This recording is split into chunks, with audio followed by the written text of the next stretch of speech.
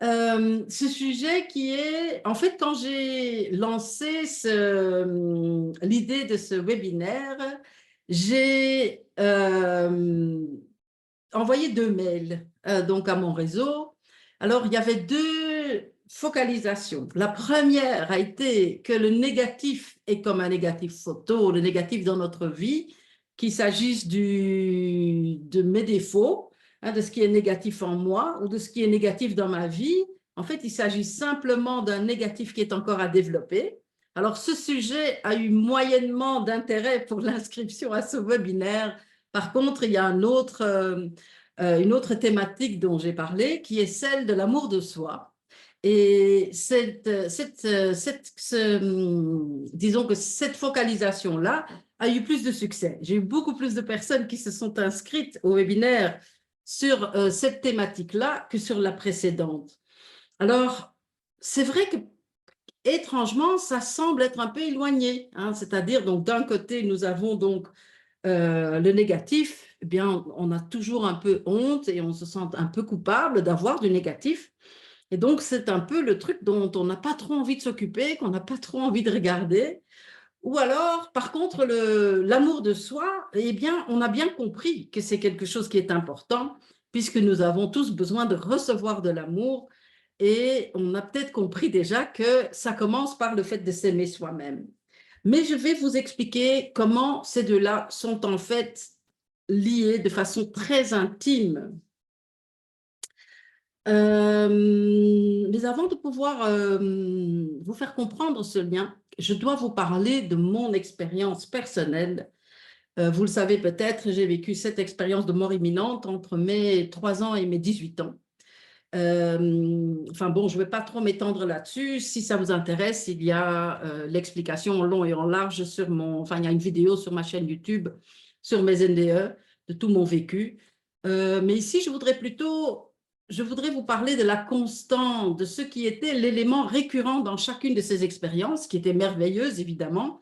On arrive de l'autre côté et on voit que tout ce pourquoi on s'inquiète ici sur Terre n'a pas vraiment de sens et qu'en fait, l'univers est grand ouvert et que nous pouvons créer tout ce que nous voulons créer.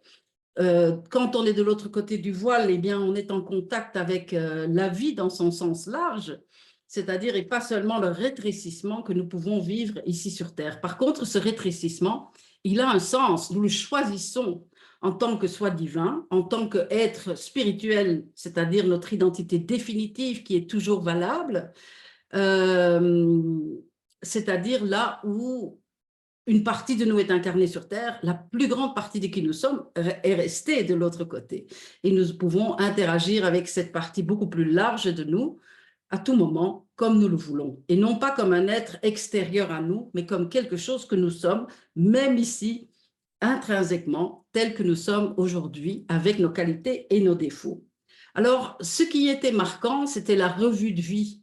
À chacune de mes expériences, j'ai eu la projection d'un film. On m'a montré un film, c'était toujours avec un être de lumière qui m'accompagnait. C'est-à-dire cet être de lumière, c'était pas comme une personne, c'était une silhouette, on va dire, de forme humaine, mais disons que je n'avais pas besoin de voir des traits de visage puisque j'arrivais à voir directement dans le cœur de cet être, dans l'âme de cet être, dans l'esprit de cet être, et nous communiquions par voie télépathique et non pas par des mots qui seraient prononcés.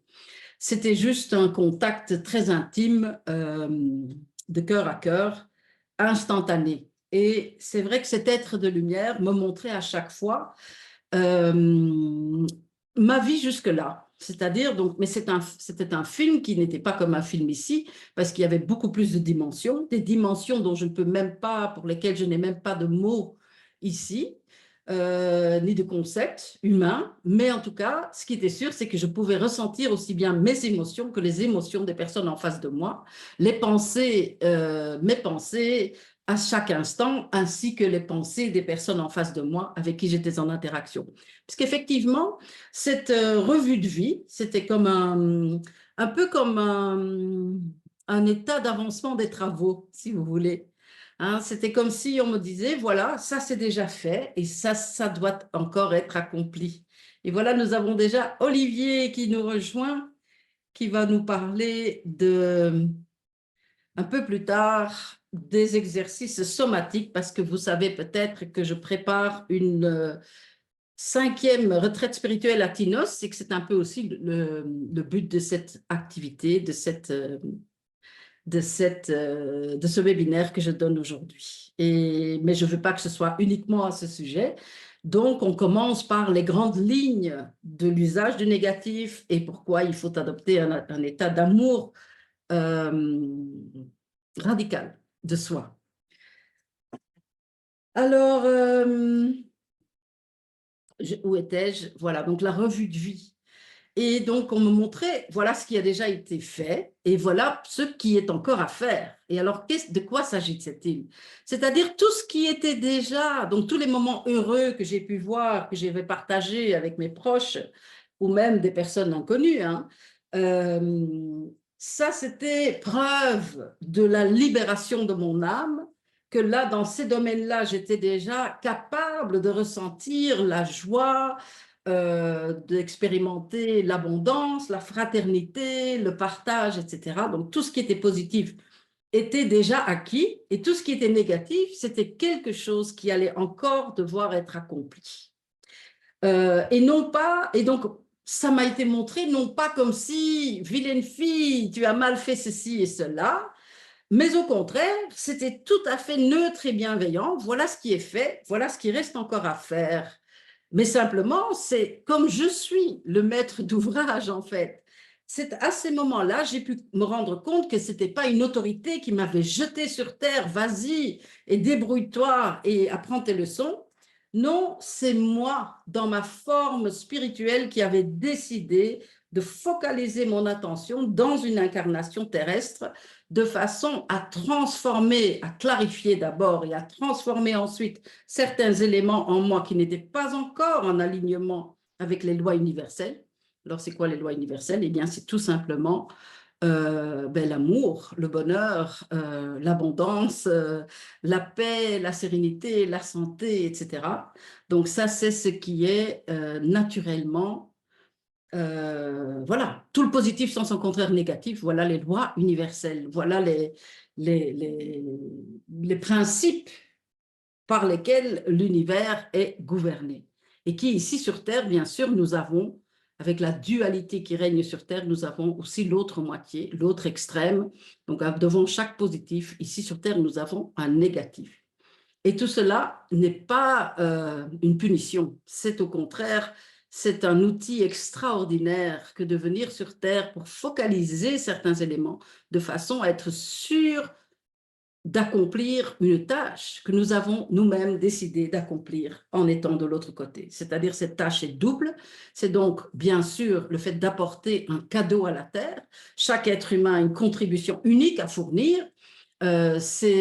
Ça peut être de tout ordre, ça peut être un message, ça peut être une qualité, ça peut être une sensibilité spécifique. Mais en tout cas, nous avons tous quelque chose à donner à la Terre, très clairement. Mais la plus grande partie du cadeau que nous apportons sur Terre se trouve justement dans ce qui est encore négatif. Donc là où nous vibrons avec la négativité. Et donc, dans mon cas, dans chacune de ces expériences de mort imminente, on m'a montré des scènes, par exemple, de mon enfance. La première fois, c'est quand j'avais 3 ans. Alors, on s'imagine, on se dit, mais tiens, qu'est-ce qu'on a bien pu faire de mal à 3 ans? Et pourtant, c'était très clair, puisqu'effectivement, c'est quand ma maman me préparait des épinards et que je ne voulais pas les manger. J'ai pu voir de manière très précise, c'est-à-dire sa déception, sa colère aussi, son agacement par le fait que je voulais ce que je voulais et que je ne me laissais pas éduquer, son sentiment d'échec aussi, quand elle n'arrivait pas à être la bonne mère qu'elle pensait devoir être pour moi, et qui passait notamment par le fait que je mange ces fameux épinards, que j'adore d'ailleurs maintenant, mais à l'époque, ce n'était pas le cas.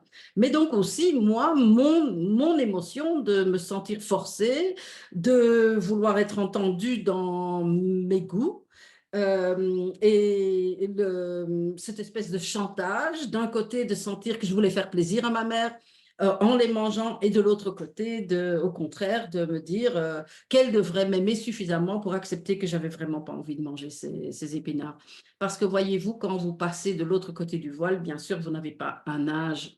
Hein, donc l'âge de notre personnalité terrestre n'a absolument rien à voir avec qui nous sommes de manière définitive, c'est-à-dire l'être spirituel que nous sommes.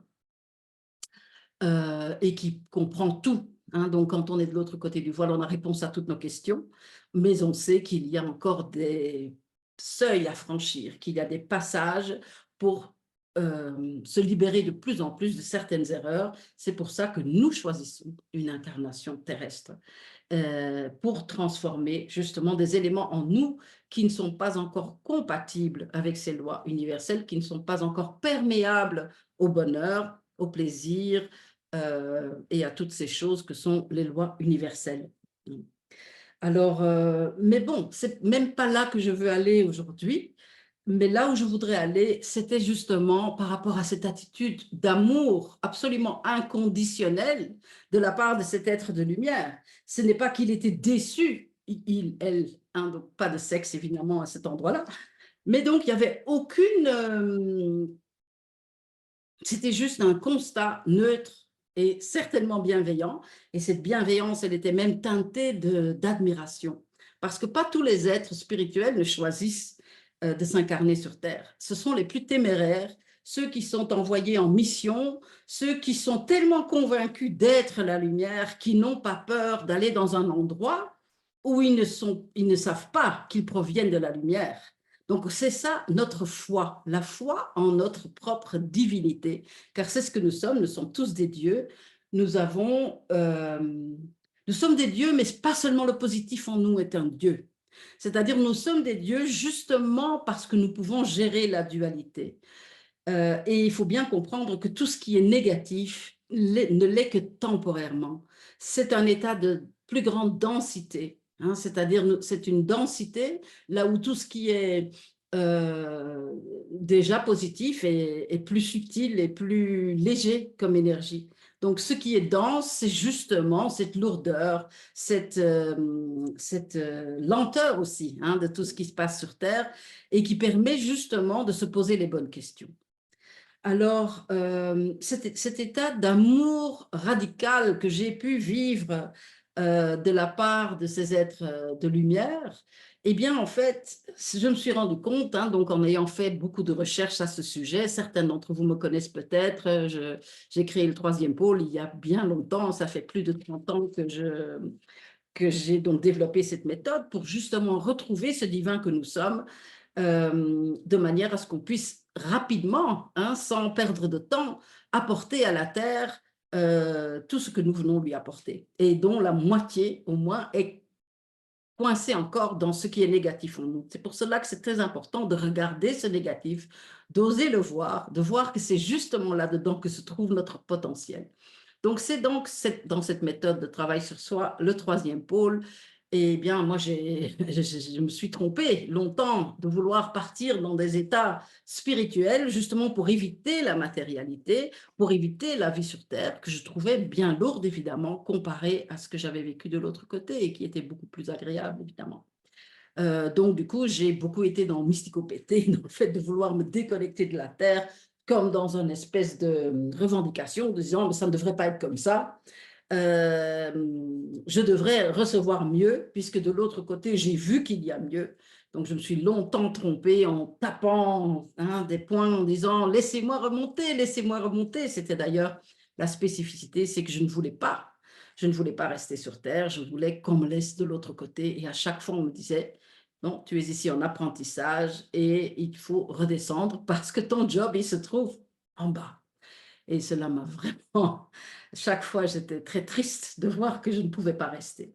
Et donc, le début de ma vie a été de rechercher ici sur Terre, dans toutes sortes de méthodes de spiritualité, des écoles de spiritualité ou voilà, dans la psychanalyse, etc. J'ai cherché cet autre état en étant ici sur Terre jusqu'au moment où j'ai compris, en renonçant au monde spirituel, qu'en fait, c'était moi qui apportais, qui était censé apporter, comme tous les humains, donc je vous dis ça en toute humilité, hein, parce que je ne suis certainement pas une exception. Oui, c'est ça, je ne suis pas une exception, c'est le cas de tout le monde en fait. C'est que nous venons sur Terre pour apporter quelque chose, plus c'est pas que nous sommes en exil ici ou que nous sommes punis, même si les religions monothéistes nous l'ont fait croire. Et tout ça était bien inspiré, mais était valable pour une certaine époque et donc plus tellement pour notre époque. Et c'est pour ça que nous pouvons regarder ça avec un autre œil, surtout que maintenant nous sommes entrés dans l'ère du Verseau. Je ne sais pas s'il y en a parmi vous qui s'intéressent à l'astrologie, mais c'est vrai que depuis très peu de temps, nous sommes entrés vraiment dans l'ère du Verseau. Et puis on va y rester, enfin pour l'instant on est retourné un petit peu en rétrogradation dans le Capricorne, mais vers le mois de novembre, ce sera définitivement pour les 20 ans à venir, nous serons dans l'ère du Verseau, parce que Pluton sera dans l'ère du Verseau définitivement, et ce pour une période de 20 ans. Alors, qu'est-ce que cela veut dire? Tout simplement que le monde est mûr maintenant pour voir l'impact de tout ce qui est caché. Là où nous avons tendance à regarder le monde qui est manifeste, les choses qui sont déjà avérées, hein, donc tout ce qui est visible, hein, avec la science qui dit quelque chose doit être prouvé et doit être capable de le reproduire pour tenir ça pour vrai, vous allez voir que petit à petit, la science aussi va s'adapter et va s'intéresser à des phénomènes qui ne peuvent pas être prouvés tout simplement parce qu'il y a des domaines qui sont beaucoup plus subtils, qu'il y a des énergies et des forces qui ne peuvent pas être mesurées par les instruments humains. Donc, disons que la tendance va s'inverser. Donc, au lieu de se dire, il faut d'abord que ça soit prouvé dans la matière, on va se dire, mais il y a davantage que la matière. Et ça, vraiment, c'est un cadeau, hein, vraiment. Donc, réjouissez-vous. Même si pour l'instant, les nouvelles ne semblent pas être bonnes, mais elles sont très bonnes au contraire, parce qu'avant de pouvoir transformer ce qui est caché, il faut que ce qui est caché devienne visible. Hein. Et donc, c'est ce que nous voyons, donc, c'est-à-dire certaines choses qui ont été cachées dans le monde politique ou dans les mondes des finances, etc. Eh bien, voilà, on voit toutes ces malversations maintenant, mais c'est parce que justement, une fois que cela devient visible, nous pouvons faire de nouveaux choix et mieux nous aligner justement avec ce divin. Et ça, c'est ce que l'humanité fait de façon permanente. Hein. Donc, disons que le plan terrestre n'est pas terminé. Nous sommes tous là pour l'améliorer, pour l'aligner de plus en plus sur cette origine divine qui est la nôtre. Hein. Maintenant, nous le faisons comment? Eh bien, on le fait en transformant ce qui est négatif en nous et non pas en pointant du doigt le négatif de l'autre. Et une fois qu'on ose jouer à ce jeu-là, waouh, c'est tout un nouveau monde qui s'ouvre à nous. Et donc, cette ère du Verseau, qui est une ère de fraternité, d'égalité, d'alignement sur les lois universelles, eh bien, figurez-vous que ce n'est pas une utopie, ça peut réellement exister et nous sommes tous en mouvement vers cela. Bien sûr que nous ne sommes pas d'ici, donc on ne verra pas ça de notre vivant. Enfin, il y a peut-être des gens très jeunes ici qui me suivent, mais disons que de toute façon, notre véritable existence, elle est partout à la fois. Et donc, nous n'en voyons qu'une petite partie de nous sur Terre pour vivre justement cette transformation. Ici, il y a autant de monde, c'est parce que personne ne veut rater ce moment, parce que c'est vraiment un moment de bascule entre différents modes de fonctionnement. Hein, donc, c'est-à-dire, c'est sûr que la vie n'est pas la même si vous pensez que vous êtes un pauvre petit pêcheur qui a été envoyé pour racheter ses fautes, etc., ici sur Terre, que si vous dites non, non, j'ai choisi de m'isoler, de m'éloigner de ma source pour finalement découvrir, chemin faisant, tellement j'ai confiance dans mon identité lumineuse au départ, que j'apporte la lumière là où elle n'a pas encore existé avant. Et c'est ce dans quoi nous sommes tous engagés pour le moment. Et donc, j'ai beaucoup de plaisir à vous amener ces clés parce que je pense que maintenant, le monde est prêt à entendre ça. C'est-à-dire que nous sommes tellement davantage que ce que nous pensons être. Et je pense que maintenant, vous savez, à l'époque, quand j'ai vécu mes expériences de mort imminente, la dernière fois, c'est quand j'avais 18 ans, donc ça date d'il y a 43 ans. C'est sûr qu'il n'y avait pas YouTube, il n'y avait pas les réseaux sociaux. Quand le fait d'avoir vécu ces expériences, il fallait surtout taire ça. Je n'en ai jamais été fière, au contraire, justement aussi parce que mon papa n'était pas super fier de cet enfant bizarre que j'étais, parce que j'étais évidemment un enfant très bizarre vu tout ce que j'avais, tout ce à quoi j'avais eu accès de l'autre côté. Et c'était surtout quelque chose qu'il fallait cacher. Mais je ne sais pas, regardez maintenant, faites une recherche YouTube, vous allez voir expérience de mort imminente. Je pense qu'effectivement, que les personnes qui ont vécu ces événements-là, eh bien, ils sont d'une façon ou d'une autre ma messager. Je pense qu'elles disent toutes qu'elles ont, qu'il y a eu un avant et un après, et que le fait d'avoir vu les secrets de Dieu, ben, un de ces secrets, c'est justement que ben, Dieu, nous faisons partie intégrante de Dieu, qui n'est pas une figure parentale, un vieux barbu sur un nuage, mais simplement cette source divine de tout le bien. Et paradoxalement, le mal fait partie du bien, puisque c'est grâce au mal et avec la souffrance qu'il va infliger, quand nous ne sommes pas en alignement avec les lois universelles, nous allons souffrir, et c'est cette souffrance qui nous fait nous rendre perméables à tout ce qui est désirable, à tout ce qui est beau et bon. Et si vous regardez en arrière dans votre vie, c'est certain que vous avez tous vécu de la souffrance, mais quand on vous demande est-ce que vous voudriez une vie où vous n'auriez pas vécu cette souffrance, je ne pense pas qu'il y a beaucoup de gens qui vont dire oui, je veux juste que ça n'ait pas existé. Pourquoi? Parce que c'est notre tâche de vie, c'est dans la souffrance que nous transformons les choses. Maintenant, on peut souffrir beaucoup ou on peut souffrir peu, et juste le temps de se rendre compte qu'il y a un message dans chaque situation négative. Alors, donc, est-ce que vous voyez maintenant que, voilà, donc l'amour de soi, c'est une attitude que nous devrions avoir. Pourquoi? Je ne sais pas pourquoi on a tous encore tellement honte et nous sentons coupables pour tout ce qui est négatif.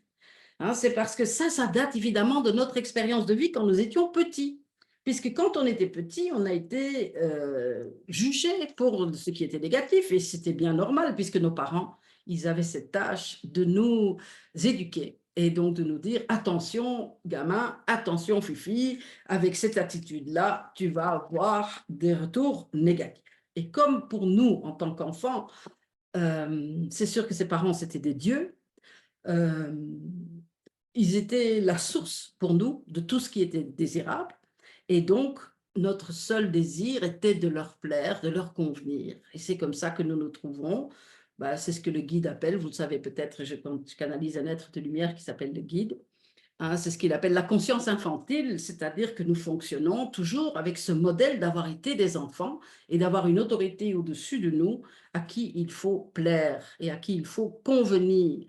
Donc ça, c'est un peu le contraire de cette vision qui est qu'en fait, je ne dois plaire qu'à moi-même, et à ce moment-là, je peux accéder à ma propre source divine qui est là et qui existe en chaque être humain, et qui commence par, voilà, c'est quand j'ouvre cette source qu'à ce moment-là, je peux non seulement me guérir pour les blessures de mon enfance, et je suis d'ailleurs la seule personne qui peut le faire, euh, et qu'une fois que j'ouvre cette source, eh bien, tout ce qui est désirable peut en sortir et inonder le monde.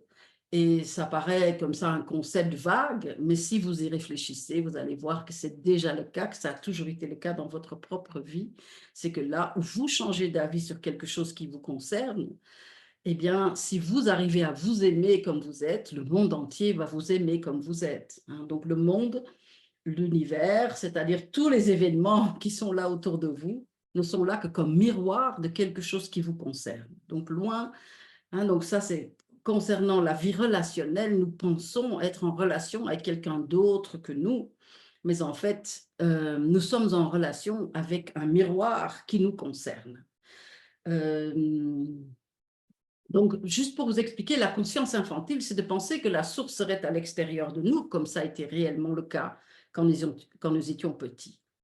Je ne sais pas si vous vous souvenez de cette époque où, effectivement, ce que vous alliez recevoir dépendait de votre comportement et de votre...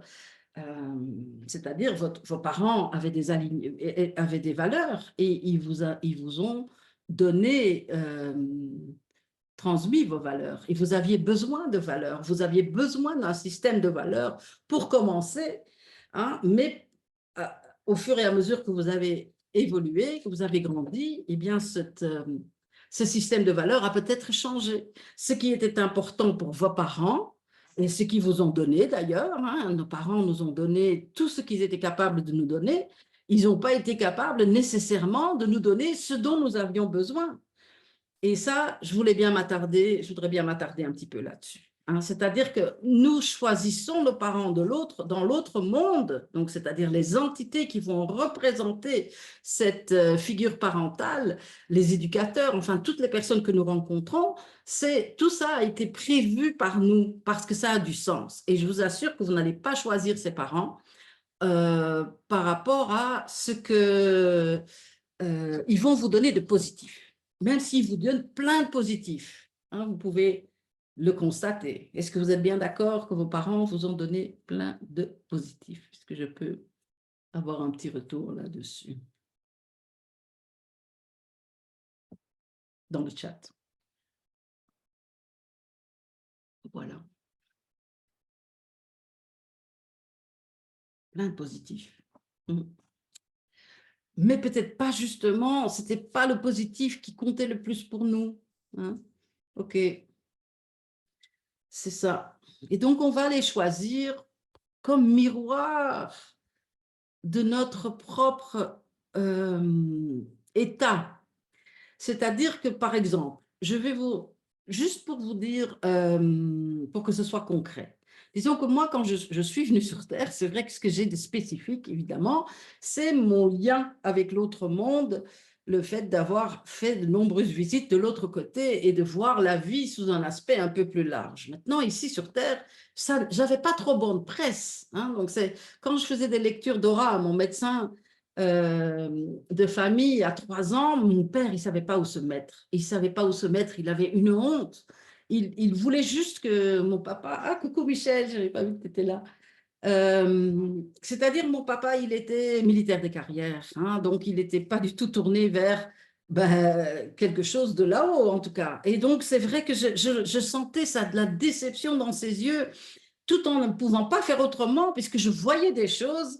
Bon, et donc j'en parlais, et j'étais chaque fois enthousiaste de venir raconter ce que j'avais vécu de l'autre côté, et je le voyais devenir de plus en plus sévère, durcir son regard, durcir son visage, à chaque fois que je racontais ça. Alors, j'avais qu'une seule envie, c'est d'être aimé par mon papounet, que moi j'adorais, déjà qu'il n'était pas souvent là, parce qu'il était souvent parti, euh, puisqu'il était, voilà, il était marin, donc il partait sur ses navires de guerre et ben, il rentrait 2 semaines tous les 6 mois. Donc, j'avais fait un lien avec le fait d'être comme j'étais et les absences de mon père. J'ai fait aussi, coucou, ça fait plaisir, Michel. Les deux Michel, Michel et Michel. Disons que je savais en même temps, je voulais tellement qu'il m'approuve, alors qu'il ne m'approuvait clairement pas. Maintenant, c'est vrai qu'il m'a fallu tellement d'années de travail pour me rendre compte que je l'ai choisi, non pas pour qu'il m'approuve, mais pour qu'il désapprouve de moi. Parce que sa désapprobation, en fait, n'a été que le reflet de ma désapprobation. Et c'est en fait ce qui va se passer chez chacun de nous. Disons que c'est là où j'aurais voulu être validée par mon père. Je n'ai pas été validée par mon père. Après, dans mes partenaires de vie, déjà, mes petits amis, quand j'étais jeune, c'est sûr qu'ils n'allaient pas me valider là où je voulais être validée, donc dans qui je suis fondamentalement avec cette connexion à là-haut. Et puis, évidemment, mon mari, hein, donc c'est celui qui a été mon mari pendant... Enfin, on a vécu un couple de 25 ans, c'était Emilien, vous l'avez connu. Certains d'entre vous, il est décédé il y a 6 mois. Et c'est sûr que sa spécificité n'était pas non plus qu'il allait me valider dans qui j'étais. D'ailleurs, je pense que la première dispute qu'on a eue, c'est quand il m'a dit, je ne voudrais pas qu'on te prenne pour un charlatan, je vais gagner assez d'argent pour nous deux, arrête de faire ça. C'est quoi ça, ce channeling? Et j'ai dit, comment ça? Comment est-ce qu'il peut me rejeter comme ça? Comment est-ce qu'il ne comprend pas que c'est mon travail d'une vie, que c'est ce qui compte le plus dans la vie? Allez, séparons-nous. Hein? Et donc, c'est ce que nous avons fait. Nous nous sommes séparés de nombreuses fois. Mais grâce à lui, grâce au miroir qu'il m'a tendu, et tout en connaissant donc les principes spirituels, parce que donc évidemment tout ce que j'ai appris quand j'étais de l'autre côté du voile et que j'ai eu le bonheur de retrouver dans les enseignements du Pathwork, ce sont donc des textes qui ont été canalisés par voie médiumnique entre 1957 et 1979 par Eva Pierrakos. Donc, il y a beaucoup de traductions qui se trouvent sur le site. Vous pouvez les télécharger. Faites un petit tour. Il y a des textes qui vont vous passionner, ça c'est certain. Mais disons que j'avais beau ça. Donc, heureusement que j'ai su ça et que chaque fois, je me disais, OK, mais les émotions que je ressens face à lui, ce sont mes émotions.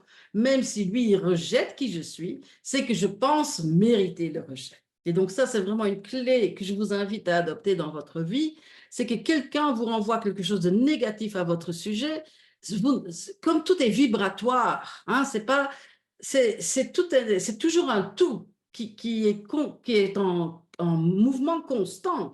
C'est jamais qu'il y a une personne qui pense quelque chose, que moi je suis séparée de cette personne.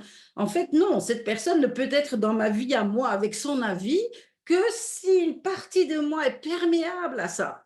Réfléchissez-y. C'est-à-dire, donc, si quelqu'un vous dit « tu ne devrais pas être comme ça », c'est qu'une partie de vous pense également que vous ne devriez pas être comme ça et que vous avez un doute à ce sujet. Et que c'est pour ça que, justement, la vie négative de l'autre à votre sujet est un cadeau, puisque du coup, vous pouvez aller vous poser la question « mais moi, est-ce que j'ai envie d'être comme ça ou est-ce que j'ai envie d'être autrement ?» Évidemment, nous avons tous encore on va dire, les restants du fait d'avoir été un enfant et d'avoir voulu plaire. Mais donc, et certains d'entre nous fonctionnent encore avec ce mouvement-là de vouloir plaire aux gens, people pleasers, et d'essayer d'être conforme. Le problème, c'est que quand vous n'êtes pas satisfait de qui vous êtes vous allez chercher cette satisfaction et cette validation à l'extérieur de vous, sauf qu'évidemment, malheureusement, chaque personne va avoir un avis différent sur qui vous devriez être. Alors, c'est un petit peu compliqué à gérer. Je ne sais pas si vous avez essayé. Pour un tel, je dois être comme ça. Pour un autre, je dois être comme ça. Alors, qui dois-je être? Et certains d'entre nous sont encore en train de se poser cette question. Qui dois-je être? Qui devrais-je être? Dans le but d'obtenir, pour convenir à ces personnes qui ont le poulet rôti à me donner là où moi j'ai faim. C'est-à-dire, je pense que ces personnes ont la clé du fait que je puisse me sentir bien à mon sujet. C'est ça, c'est le miroir qui nous est tendu jusqu'au moment où on se rend compte qu'il ne s'agit que d'un miroir et qu'on ose faire demi-tour, volte-face et qu'on ose se regarder. Donc, une partie de moi trouve que je suis très bien comme je suis, une autre partie de moi n'en est pas si sûre. Et ça, c'est l'endroit magique où vous pouvez vous faire face, où vous pouvez vous interroger à votre sujet.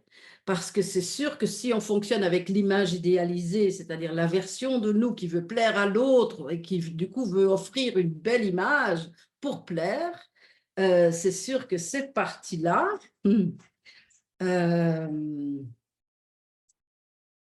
on doit tout le temps se sentir en échec, puisque cette version super élevée, cette perfection que nous pensons devoir offrir au monde ne peut évidemment, on n'y arrive jamais, puisque vous avez beau essayer de dire, ah, telle personne veut ça de moi, je dois être ça, je dois être ça, je dois être ça, je dois être ça, je dois être ça. Donc vous êtes comme sur une échelle et donc vous montez, donc vous montez sur une petite marche, une deuxième marche, une troisième marche, le troisième jour, vous n'êtes pas comme il faut et vous vous retrouvez de nouveau l'étape numéro 1, et c'est donc un terrible esclavage que d'essayer d'être cette meilleure version de qui nous sommes.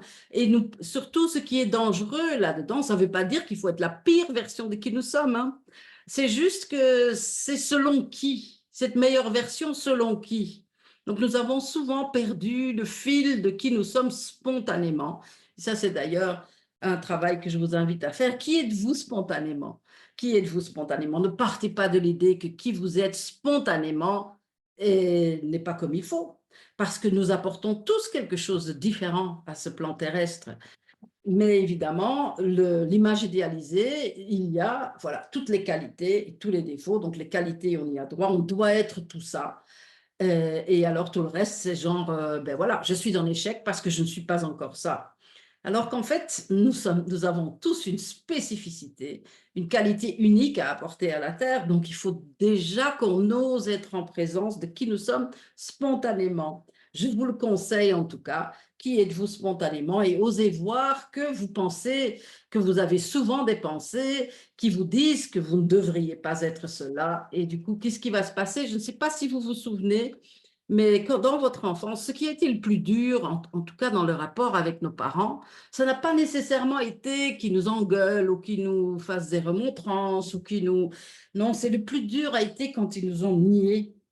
Est-ce que vous vous souvenez de ça? D'avoir été nié, d'avoir été ignoré, d'avoir été... Voilà quoi, on a déplu un de nos parents et du coup, ils ne nous adressaient plus la parole. Et l'émotion que ça suscite, qui s'en souvient?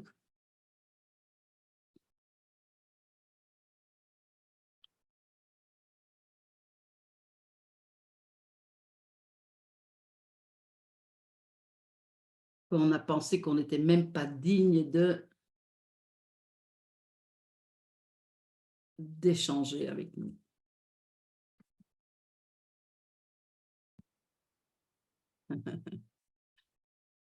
Coucou Arlette, c'est ça. Super. Et pourtant, essayez de voir un petit peu que c'est souvent ce que nous faisons avec nous aujourd'hui, cette même attitude dont on a souffert de la part de nos parents. Hein.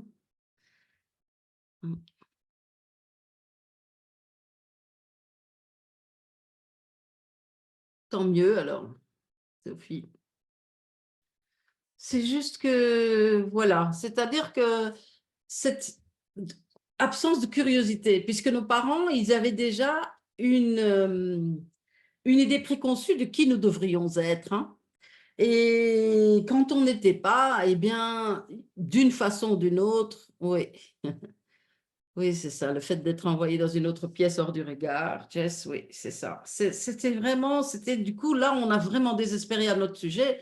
On s'est dit décidément, il y a quelque chose qui cloche chez moi, puisque je ne suis pas aimée comme je ne suis pas appréciée, et donc aucun enfant ne va mettre en cause les parents.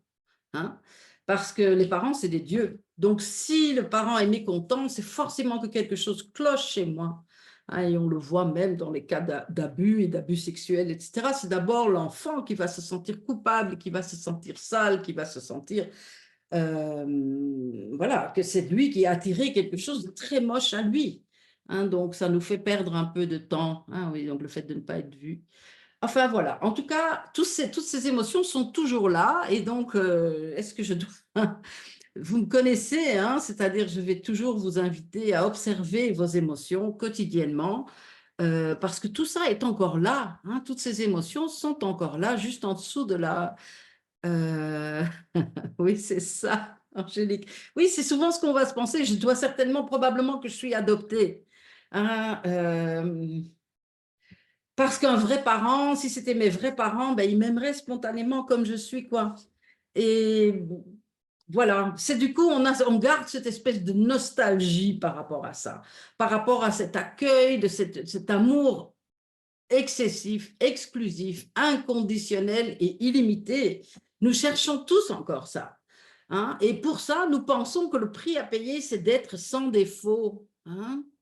Et nous sommes tous là en train de pédaler pour essayer d'être sans défaut. Et puis voilà, c'est comme les résolutions du, du nouvel an. Oui, c'est ça, d'avoir l'impression d'exister tel que j'étais. Et bien là, tu le dis, Diana, c'est super, parce qu'en fait, c'est justement ça le défi. Le défi n'est pas, en venant sur Terre, d'essayer de l'obtenir d'une source à l'extérieur de nous. Hein, donc, posez-vous tous la question, quelle est la chose qui vous a le plus manqué dans votre enfance, que ce soit du côté de papa ou que ce soit du côté de maman. Hein, donc, vous prenez note de votre côté. C'est vraiment une bonne question à se poser. Hein, parce qu'évidemment, nos parents, ils ont été les bons parents en fonction de ce qui leur a manqué dans leur enfance. C'est un exemple que j'aime utiliser. Par exemple, c'est quelqu'un qui a connu la faim, qui a connu la guerre, qui a connu un déplacement, par exemple, dans son enfance. Il aura, en tant que adulte, il aura envie de donner à ses enfants ce qui lui a manqué à lui. Donc, ce parent va faire en sorte qu'il y ait toujours un bon repas sur la table et va peut-être investir dans des briques, etc., pour qu'on ait chacun, enfin, et après aussi, une fois que les enfants sont adultes, fais en sorte, va nous donner comme conseil, fais en sorte d'avoir ta propre maison, d'être propriétaire, d'être...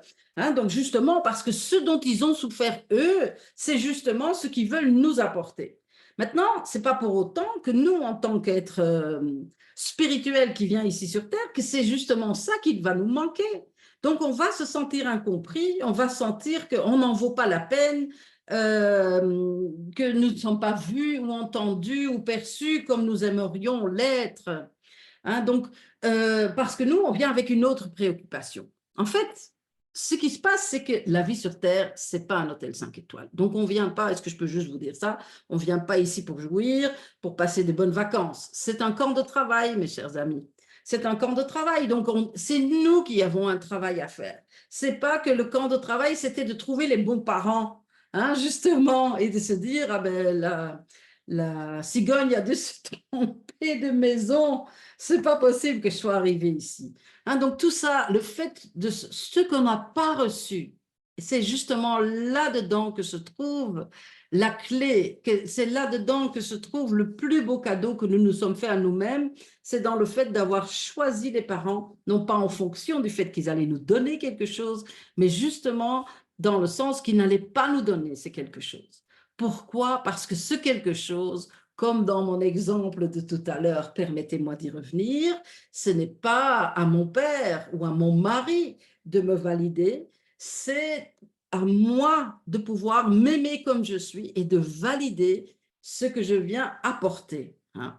Alors que dans mes émotions, encore aujourd'hui, régulièrement, je vais vivre, ce que je vais dire là maintenant, sûr que les gens ne vont pas être fans.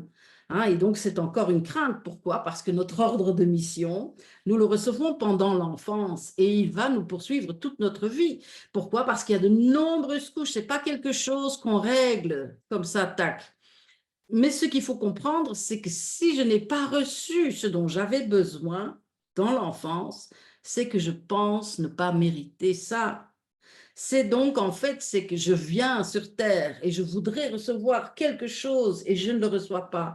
Et ça crée dans mon cœur une telle souffrance, une telle nostalgie d'un état meilleur. Je deviens consciente d'un besoin qui est à moi et ce besoin n'est pas assouvi par mon entourage. Hein.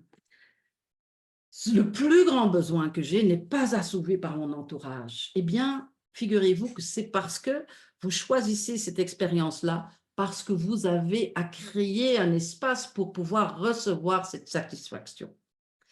C'est-à-dire que vous ne vous attendez pas à la recevoir, mais vous aimeriez la recevoir en disant, ben voilà, aujourd'hui c'est dimanche et c'est la foire, la fête foraine, et donc aujourd'hui tu vas avoir la satisfaction de tous tes besoins. Mais ce n'est pas pour ça qu'on vient. On vient ici pour créer le creux, pour par la souffrance de l'absence, hein, et donc malheureusement, même si nous voulons être les meilleurs parents du monde pour nos enfants vont être exactement ils vont venir avec cette même perspective. Donc, on voudra leur donner tout ce qu'on a de bon, mais ils vont venir avec un autre besoin parce que c'est à eux d'abord de se rendre compte de ce besoin qui est le leur, de valider ce besoin. Et figurez-vous que la seule façon d'assouvir ce besoin, c'est de s'ouvrir soi-même, de se le donner à soi-même. Alors, si vous avez déjà écrit sur votre papier ce qui vous a le plus manqué de la part de votre papa ou de la part de votre maman, posez-vous la question maintenant, est-ce que vous vous donnez cela à vous-même? Car vous êtes votre propre source, figurez-vous. Et c'est justement là que se trouve la magie de cette vie sur Terre. C'est que nous pouvons nous le donner à nous-mêmes, puisque par le fait de pouvoir manquer de quelque chose, nous savons que ce quelque chose existe. Nous venons apporter ce quelque chose. Et donc, nous devons d'abord nous le donner à nous-mêmes. Et c'est pour ça que c'est tellement important de pouvoir être en bon terme avec soi et de s'aimer inconditionnellement. Un amour de soi radical en disant, peu importe, mais tout est parti de moi dont je ne suis pas fière, je vais m'aimer quand même et je vais prendre un engagement vis-à-vis de moi-même. Alors, comment est-ce qu'on fait ça? Je vais vous montrer quelques petites images.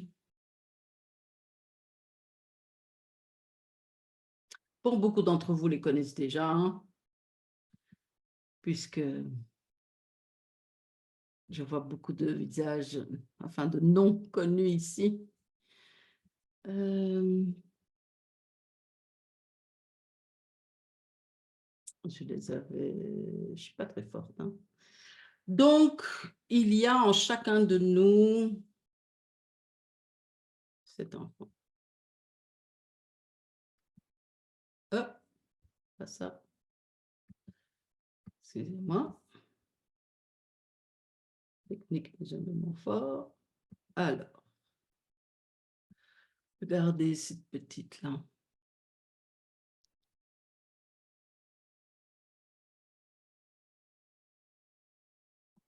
Dessin fait par Pascal, qui est mon allié pour illustrer tous les concepts que j'ai le bonheur de transmettre.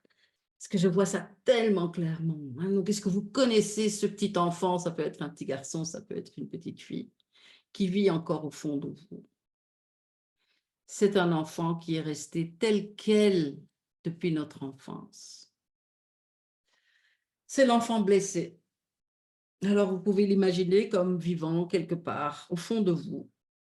Et donc, cet enfant, il n'est jamais en contact avec le monde extérieur. En fait, c'est un enfant qui a renoncé quelque part, qui est triste, mais qui ne sait même pas qu'il y a quelqu'un qui pourrait encore venir le secourir. Cet enfant, il a l'impression d'être juste décevant, de ne pas mériter de l'attention, de ne pas mériter cette chose dont il a pourtant absolument besoin. Il ne l'a pas reçue quand il était petit et encore aujourd'hui, il ne l'a pas reçue. Donc cet enfant, c'est juste un état de souffrance, un état de tristesse qui est parfois là disons, et qui ne monte à la surface que dans certaines circonstances, hein. On a l'habitude de vivre au-dessus de cet enfant, hein. Mais il est là, quelque part il est là. Donc, on n'a pas trop de, on va dire, d'échange avec cet enfant. En fait, on aimerait bien, on aimerait tellement ne pas l'avoir. On aimerait pouvoir se dire, c'est pour ça que, oh là là, parler encore de l'enfance, parler encore du passé, oh là là, c'est gavant. Hein, est-ce qu'il faut encore retourner à ça? En fait, c'est pas ça. C'est juste que cet enfant blessé, c'est pas qu'à un âge particulier, paf, aujourd'hui, vous avez eu les premières rondeurs qui ont commencé à pousser. Donc maintenant, vous n'êtes plus un enfant. C'était comme ça. Vous avez des hormones qui ont commencé à circuler dans le sang. Maintenant, vous n'êtes plus un enfant. Il n'y a pas un moment où cet enfant cesse d'exister. Disons que nous le portons tous encore avec nous. La souffrance du passé, hein, parce qu'en tant qu'enfant, nous sommes fragiles, nous sommes facilement impactables. Et donc, nous sommes... cette blessure est réactivée dans certaines circonstances et c'est à ce moment-là qu'on se souvient de nouveau. Hein, donc tout ça n'est pas un hasard, tout ça n'est pas une erreur, hein, qu'on soit fragile et qu'on arrive dans un monde de dureté. Hein, tout ça est bien calculé par nous-mêmes car nous avons choisi. Enfin, vous ne croyez pas, hein, c'est ma version vu ce que j'ai vécu de l'autre côté du voile. C'est-à-dire que nous venons sur Terre justement pour guérir cet enfant. C'est à moi de guérir cet enfant. Alors qu'en fait, ce qui va se passer, je ne sais pas si vous connaissez cette autre version de l'enfant. Malheureusement, il existe aussi. Bon, ici, on l'appelle, nous on aime bien l'appeler Chucky. Hein, vous voyez Chucky? C'est un film d'horreur, hein, dans les années... Voilà, ça date déjà. Enfin bon, voilà, c'est un enfant mignon en apparence, une petite poupée en fait, mais qui veut du sang en fait. Et c'est là que je vais vous montrer, bon, c'est une représentation symbolique de cet autre enfant qui lui est pourtant bien présent dans notre vie. Est-ce que vous connaissez Chucky, l'enfant obstiné?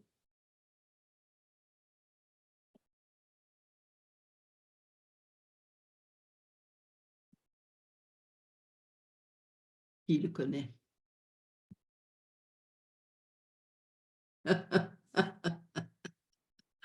T'as pas encore fini avec ça, allez, c'est bizarre, t'es la seule.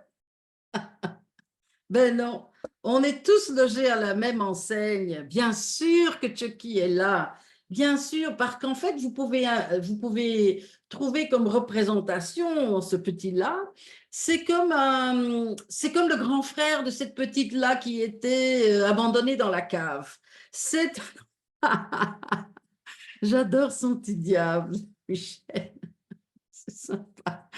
C'est-à-dire, lui, il a l'impression d'avoir perdu. Et il dit, ça ne va pas se passer comme ça.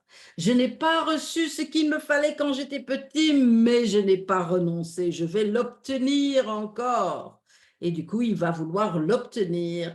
Et donc, quand vous êtes en contact avec une blessure d'enfance dans votre vie d'adulte, je vous garantis qu'il ne s'agit pas de l'enfant blessé.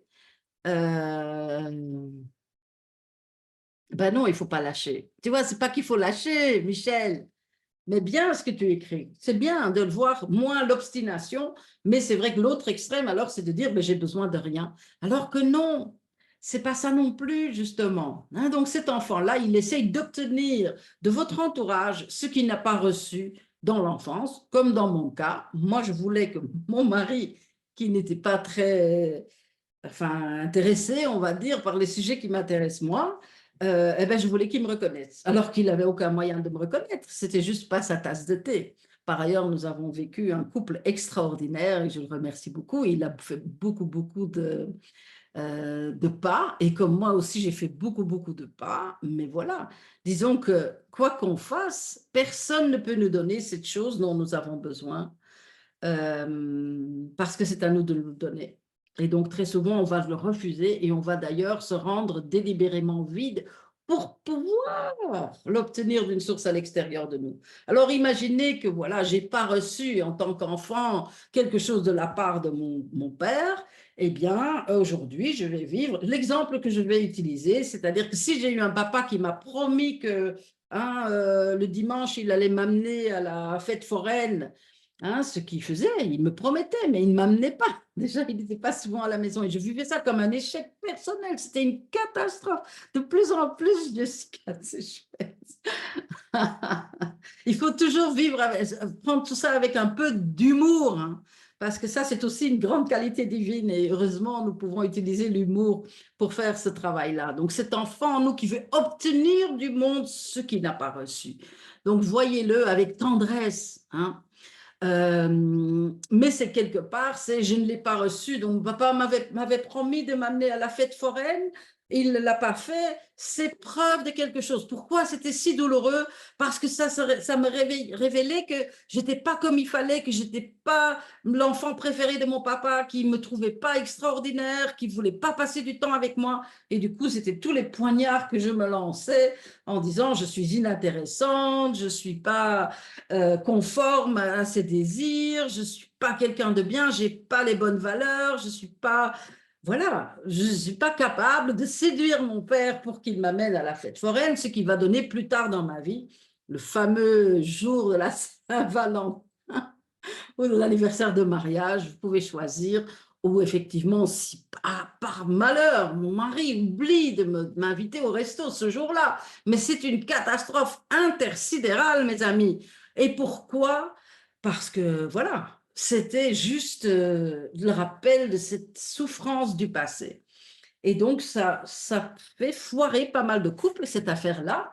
Alors qu'en fait, c'est voulu, évidemment. On va évidemment choisir un partenaire qui va avoir la même, on va dire, insensibilité pour les dates ou pour ce genre de choses. Justement, pour que je puisse revivre cette blessure. Pourquoi? Parce que cette blessure, c'est moi qui dois m'en occuper. C'est jamais à quelqu'un d'autre de s'en occuper. Et le grand bonheur, chers amis, donc vous allez peut-être trouver ça cucu, hein, mais occupez-vous de cet enfant au fond de vous. Soyez gentil avec cet enfant. Tous les jours, prenez quelques instants pour dire à cet enfant, non pas Chucky, parce que Chucky ne se met en route que quand l'enfant est vraiment dans un état de grande souffrance. C'est à ce moment-là que Chucky apparaît et vient se mettre dans votre vie relationnelle, que ce soit dans votre vie de couple, mais aussi dans votre vie avec vos parents, même si vous êtes adulte, ou avec vos enfants, ou même avec une famille, avec des membres de votre famille plus éloignés, ou tout simplement avec quelqu'un qui est assis à côté de vous dans le métro, ou une caissière de supermarché qui ne va pas vous saluer. Tout ça, c'est donc parce que la vie est bienveillante. Elle est bienveillante, elle va vous renvoyer ses blessures encore et encore pour que vous vous en occupiez. Hein? Et donc, c'est un grand cadeau. Ben oui, Diana, qui dit qu'on peut aimer Chucky, mais évidemment qu'il faut l'aimer, il faut juste pas le laisser foutre la merde dans ta vie d'adulte, quoi. C'est ça. Donc, bien sûr qu'on doit l'aimer. On peut aussi l'aimer, bien sûr. Hein? C'est-à-dire, on peut comprendre. D'ailleurs, c'est quelque chose de très important que tu amènes, Diana, merci. C'est en fait que tous nos défauts, hein, parce que par exemple, mon mari va certainement trouver que c'est un défaut, que je sois à cheval sur les dates. Heureusement, ça n'a pas été mon cas, mais admettons, hein, aujourd'hui, c'est notre anniversaire de mariage. Je pense qu'on l'a jamais fêté d'ailleurs, parce que moi, les dates, c'est pas trop ma tasse de thé.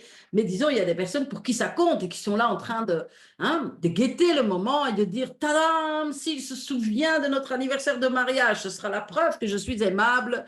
Et s'il oublie notre anniversaire de mariage, ce sera la preuve que je ne suis pas aimable. Mais regardez ça. Hein, donc, c'est la commedia dell'arte, c'est les petits rideaux rouges. Tadam! Hein, donc là, vous savez que c'est une image, hein, c'est une façon de percevoir le monde autour d'une souffrance vécue dans le passé et qui du coup va se reproduire, se reproduire, se reproduire. Pourquoi? Parce que la vie veut vous donner une nouvelle opportunité de régler ça, d'encore une fois retourner là. Est-ce que cela veut dire ça? Hein, donc quelque part, on va se priver d'amour, on va se priver d'amour nous-mêmes pour pouvoir être dépendant de l'amour de l'autre. Hein, donc comme dans l'exemple que je viens de vous donner, hein, vous comprenez bien que l'amour ne se mesure pas à la date de l'anniversaire de mariage. Hein, donc j'ai peut-être 1000 fois par jour la preuve que mon mari m'aime, mais ça ne compte pas. Ce qui compte, c'est ça. Et c'est souvent en lien avec une souffrance du passé.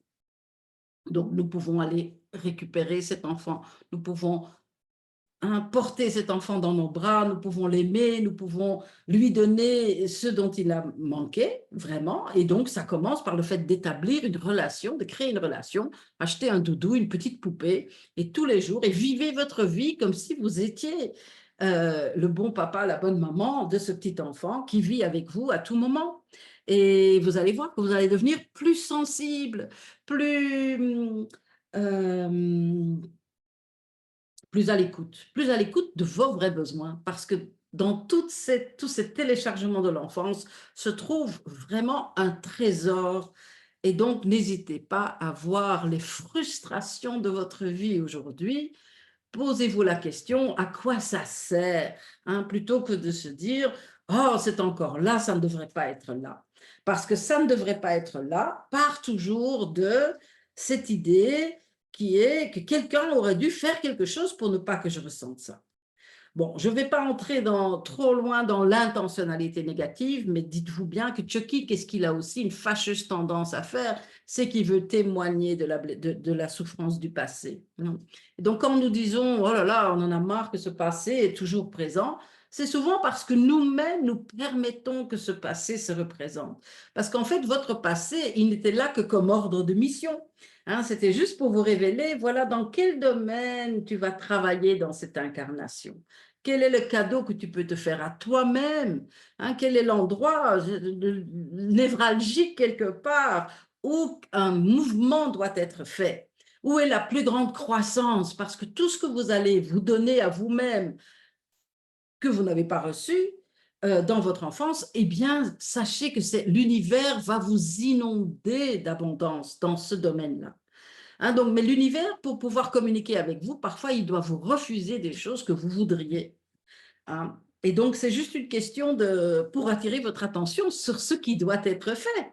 Parce qu'ici, souvent, ce qu'on va dire, oh, j'ai un papa qui oublie, qui ne m'a pas apporté un doudou ou un cadeau ou quelque chose de ses voyages, ou qui ne m'a pas amené à la fête foraine, donc maintenant, je dois trouver un autre papa, hein, c'est-à-dire un petit ami. Est-ce qu'il va m'amener à la fête foraine, celui-là? Oh, encore un, comme ça, un goujat qui oublie que je suis sensible à cet endroit-là, donc qu'est-ce que je fais? Je divorce, je me sépare, nouveau petit ami, nouveau petit ami, nouveau petit ami, etc. Et chaque fois avec cette frustration de quand même, c'est quand même incroyable hein, que je tombe toujours sur les mêmes. Ben oui, mais on va toujours tomber sur les mêmes parce que le but, c'est qu'on a quelque chose à apprendre de cette situation, de cette répétition. Hein, on a vraiment quelque chose à apprendre de ça. Donc, ce n'est pas du tout un problème, en fait. Il faut juste comprendre à quoi ça sert. Quel est le sens hein, des événements dans notre vie, sachant que nous communiquons à travers le monde, à travers les événements de notre vie, hein, les négatifs en priorité, parce que tous ceux qui sont positifs, c'est déjà acquis, c'est déjà libéré, c'est déjà gagné. Hein, donc, ce que vous avez encore à vous, c'est une petite note de vous à vous-même, de vous dans votre état spirituel à vous-même, le petit bonhomme, le petit robot de chair qui est là sur la terre, un petit rappel, c'est dans ce domaine qu'il faut travailler, ma vieille. C'est dans cet endroit qu'il faut regarder.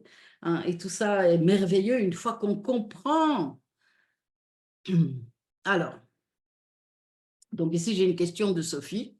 Et c'est quand votre père voulait faire de vous ce qu'il avait envie que vous deveniez, comment dorloter son enfant intérieur? Alors ça, c'est une très bonne question, Sophie. Parce qu'effectivement, donc ici, le doute, donc merci pour l'exemple concret. Parce que le doute ici, c'est un doute que tu dois avoir dans ton cœur quelque part. Est-ce qu'être comme je suis spontanément suffit ou est-ce que je dois devenir ce que mon père veut qu'il devienne? Donc le doute, il doit être à cet endroit-là quelque part. Donc, vois si tu pratiques le journal des émotions, ce que je vous conseille à tous, hein, situation vécue, émotion ressentie. Et c'est une comptabilité et non pas un journal intime. Hein. Situation vécue, émotion ressentie, c'est 2, 3 mots dans l'émotion ressentie. C'est observer le cours de vos émotions. Donc, tu vas voir que souvent, tu vas te poser cette question. Est-ce que je suis assez bien pour mériter quelque chose? Alors que justement, dorloter ton enfant intérieur, ça va être de dire à cette petite, donc surtout en cas de connerie, surtout quand tu as déçu quelqu'un, surtout quand tu n'es pas contente de toi, c'est de retourner vers cet enfant et de lui dire « Je t'adore comme tu es ma poulette, tu es parfaite comme tu es, tu ne dois pas être, faire ou dire quelque chose pour me convenir à moi, parce que moi, je suis ta maman divine et je t'aime comme tu es. » Et donc là, tu vas justement donner à cet enfant ce quelque chose dont il a manqué, hein, c'est-à-dire puisque papa, il avait visiblement une certaine préférence de comment il fallait que tu sois pour lui convenir à lui.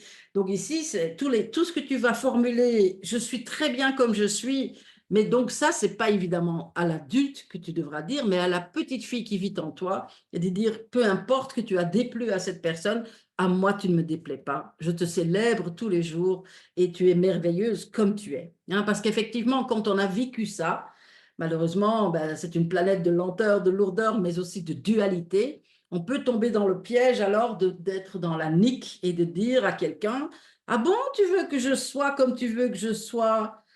Ben, ce sera non, et que du coup, on entre dans une espèce de bellicosité. Donc ça aussi, il faudra observer, Sophie, si tu veux bien, voir si alors tu ne veux pas justement exiger de quelqu'un qui te reconnaisse d'une certaine façon, avant de justement faire ce travail de « je suis très bien comme je suis, mais je peux comprendre que telle personne, elle a cette préférence ».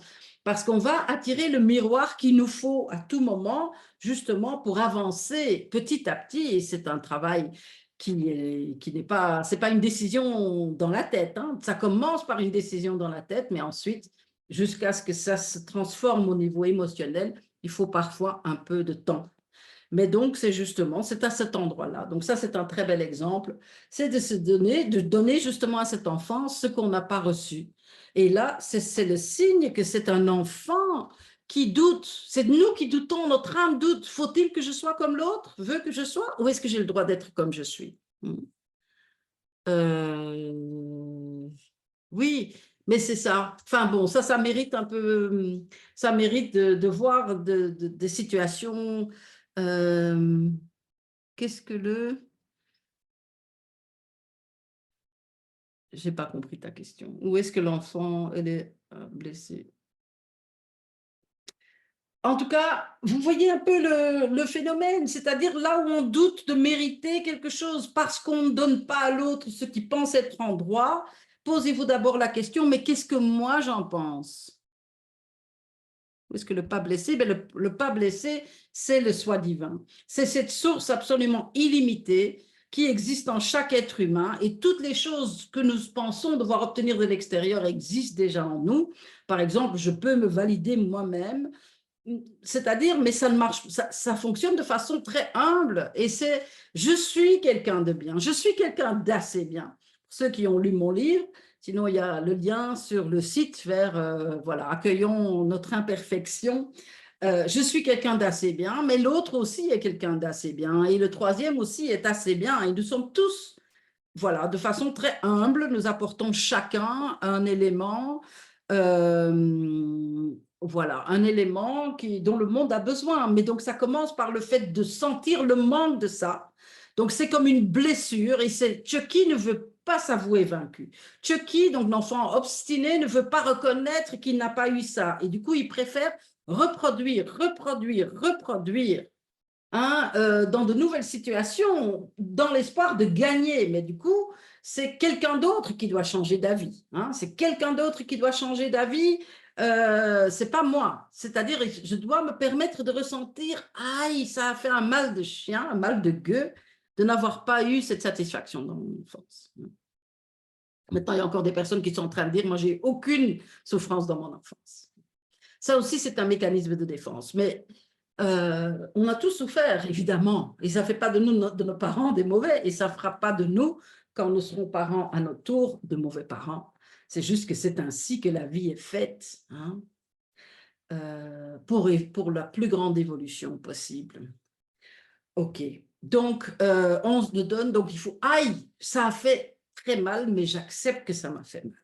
Hein, et oser voir où je suis en train d'essayer d'obtenir ça de l'extérieur de moi, cette chose que je pense ne pas mériter. Donc, c'est d'abord m'écrire à moi-même. D'ailleurs, vous pouvez tous écrire une petite lettre à votre enfant intérieur en disant « Tu es très bien comme tu es ». Et donc, désolé de ne pas être venu te chercher, désolé d'avoir cru que parce que tu n'as pas obtenu cette satisfaction dans l'enfance, que quelque chose clocherait chez toi. Rien ne cloche chez toi. Tu es, voilà. Et en fait, tout ce qui est négatif, bon, je ne vais pas trop entrer là-dedans, mais disons que tout votre négatif, en fait, c'est un positif encore à développer.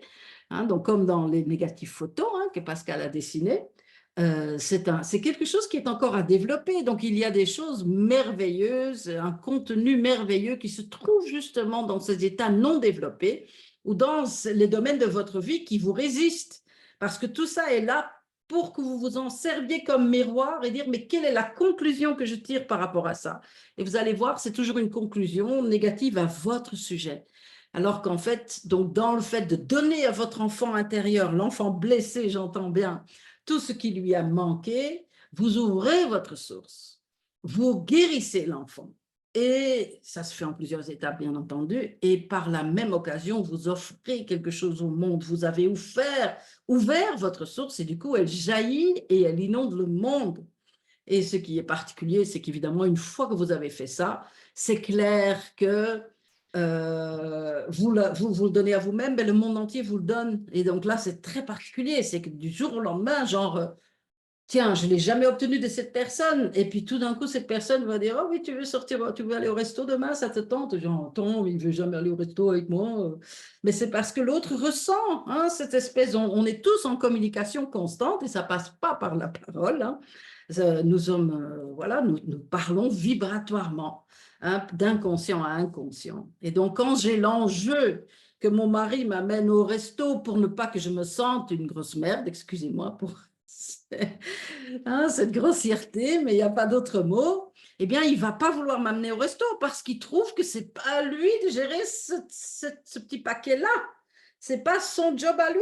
Il dit, donc, du coup, il va résister à m'amener au resto. Quand je dis, je suis quelqu'un de bien, je me célèbre comme je suis quelqu'un d'assez bien, pas tadadam, hein, juste je suis un chef-d'œuvre en cours de réalisation. Donc, quand quelqu'un me montre mon défaut, je peux dire, oui, c'est vrai, ça, je n'ai pas encore réglé, ça, c'est vrai, tu as raison, c'est mon défaut. Ça fait un soulagement pour tout le monde, hein. C'est-à-dire, c'est juste ça. Du coup, je me le donne à moi-même et du coup, le monde entier me le donne. Donc, quand j'enlève cette espèce d'enjeu qui est, si tu ne m'aimes pas au resto, je vais désespérer à mon sujet. Ah, je ne sais pas qu'il y a beaucoup de gens qui vont aimer ce poids-là, hein, qui vont dire, ah oui, c'est ça, donc vite, je vais t'amener au resto pour ne pas que tu désespères à ton sujet. La personne en face de vous va dire, mais j'en ai rien à cirer, moi. Tu vois, donc je ne t'amène pas au resto. Hein, donc c'est juste c'est une invitation à la négativité de l'autre, hein, parce que ça vibre très bas, ce truc-là. C'est une forme de chantage émotionnel qui est, si tu m'amènes pas au resto, je vais désespérer à mon sujet, l'autre ne va pas vouloir vous amener au resto. Vous comprenez le fonctionnement? Donc, c'est juste, mais une fois que vous enlevez cette pollution, ben, qu'est-ce qui reste? Le plaisir d'aller au resto à deux et de juste vivre le bonheur à deux dans quelque domaine que ce soit. C'est juste l'enjeu qui est lourd et qui fait que l'autre résiste et refuse. Et donc, c'est comme ça qu'en disant à votre enfant intérieur, voilà, ton papa symbolique ne veut pas t'amener au resto, mais attends, cet homme n'est pas ton papa, je suis ta bonne maman divine et moi, ben moi je t'amène au resto ou je t'achète telle chose ou telle chose et voilà, je te fais plaisir, je t'achète une pochette de marqueurs, on va faire des dessins, on va faire une balade, on va prendre un bon bain, ensemble et du coup on détourne le regard de cette chose qui nous paraît essentielle d'obtenir d'une source à l'extérieur de nous. Eh bien, très paradoxalement, c'est justement à ce moment-là que l'autre vient vers vous en disant ça te tenterait un petit resto. Faites l'essai de renoncer à quelque chose qui vous tient à cœur parce que ce qui est douloureux, c'est oui, le contenu que vous donnez, c'est-à-dire qu'est-ce que ça veut dire de moi. Donc, faites toujours cette recherche. Le fait que l'autre ne me reconnaît pas ma valeur, qu'est-ce que ça veut dire de moi? Et vous allez voir que parfois, vous allez sentir que vous n'avez pas de valeur, alors que ça, vous ne pouvez pas le faire. Donc, c'est une autre loi universelle, hein, c'est-à-dire c'est que vous ne pouvez pas attaquer quelqu'un d'autre, vous ne pouvez pas vous attaquer vous-même non plus, hein. Et on est tous devenus maîtres, donc on est dans une déviation des lois universelles quand on attaque un être divin. Et vous êtes tous des êtres divins. Donc, vous ne pouvez pas attaquer un autre être humain, vous ne pouvez pas vous attaquer vous-même. Ça, il y a un prix. Il y a un prix. C'est-à-dire que la vie, hein, disons que si les lois universelles vont toutes dans ce sens, elles vont toutes, c'est comme des longs cheveux qui sont sans défaut, sans nœud. Si vous faites quelque chose contre ces lois universelles, ça fait des nœuds, ça fait des boulettes, et les boulettes énergétiques vont venir vous être révélées comme des boulettes dans votre vie, des événements douloureux, négatifs, et tout ça. Mais c'est juste pour que vous preniez un peigne et que vous démêliez de nouveau les lois universelles. Hein, donc, c'est juste, il faut voir qu'est-ce que je suis en train de formuler qui n'est pas en alignement avec les lois universelles. Hein, donc, c'est pour tout. Il y a toujours une énorme marge de manœuvre pour chacun de nous, chaque jour. C'est pour ça que c'est vraiment dans les petits événements tout bêtes de la vie quotidienne que vous pouvez le plus progresser. Alors, donc, s'il vous plaît, donc vous connaissez l'image, hein, vous l'avez vu passer, je vais vous la montrer. Servez-vous de tout ce qui est négatif de cette façon-là. Tiens, passez-vous. Attendez. Il a disparu. Je vais le rouvrir. Donc, je coupe ça et j'ouvre un autre document. Voilà. En principe, ça devrait marcher maintenant. Voilà, il est là. Vous voyez dans ce négatif photo, vous voyez plusieurs scènes qui sont douloureuses, hein, c'est-à-dire que ce soit de l'enfance ou que ce soit de notre vie d'adulte, une dispute de couple, etc. S'il vous plaît, attardez-vous. Parce que c'est là que vous avez l'opportunité de, donc au-delà du fait que c'est moi qui ai raison, c'est l'autre qui a raison. C'est pas de ça qu'il s'agit. Ce que vous formulez de négatif, c'est vous qui le formulez. Votre émotion négative, elle est à vous. Hein, donc, elle n'a pas été, même si vous avez l'impression qu'elle a été suscitée par l'autre, elle n'a pas été créée par l'autre, elle préexistait en vous. Et l'interaction négative avec l'autre a juste révélé quelque chose en vous qui est négatif et que vous pouvez transformer si vous le voulez bien. Donc, c'est jamais la peine de dire qui a commencé, c'est oui, mais j'allais pas être négatif si l'autre m'avait pas dit ça, etc. Peu importe. Donc, c'est vraiment un bel espace d'évolution à vous accorder que de se dire qu'est-ce que je ressens. Hein, donc, quand mon mari a dit ça, j'ai ressenti ça. OK, vous oubliez, mon mari a dit ça et vous mettez juste j'ai ressenti ça. OK, est-ce que c'est vrai? Est-ce que ce n'est pas vrai?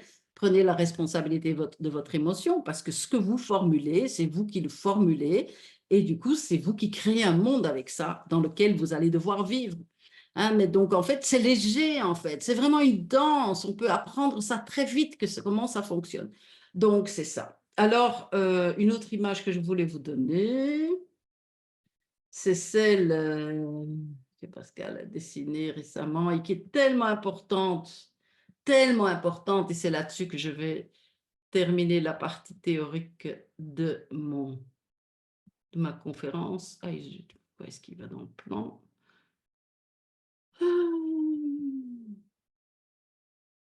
Je vais aller sur un petit écran parce que l'image est meilleure, mais du coup, j'ai des...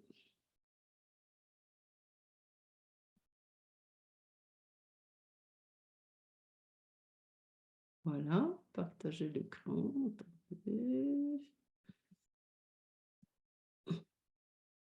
Alors ça, c'est une image dont que j'aimerais que vous souvenez-vous. Hein, de toute façon, vous allez recevoir le replay de cette conférence, hein, donc vous pourrez les retrouver. Mais c'est-à-dire cette image, vous voyez un joli paysage, hein, un paysage en Toscane, vous avez les vignobles, vous avez les collines verdoyantes, etc.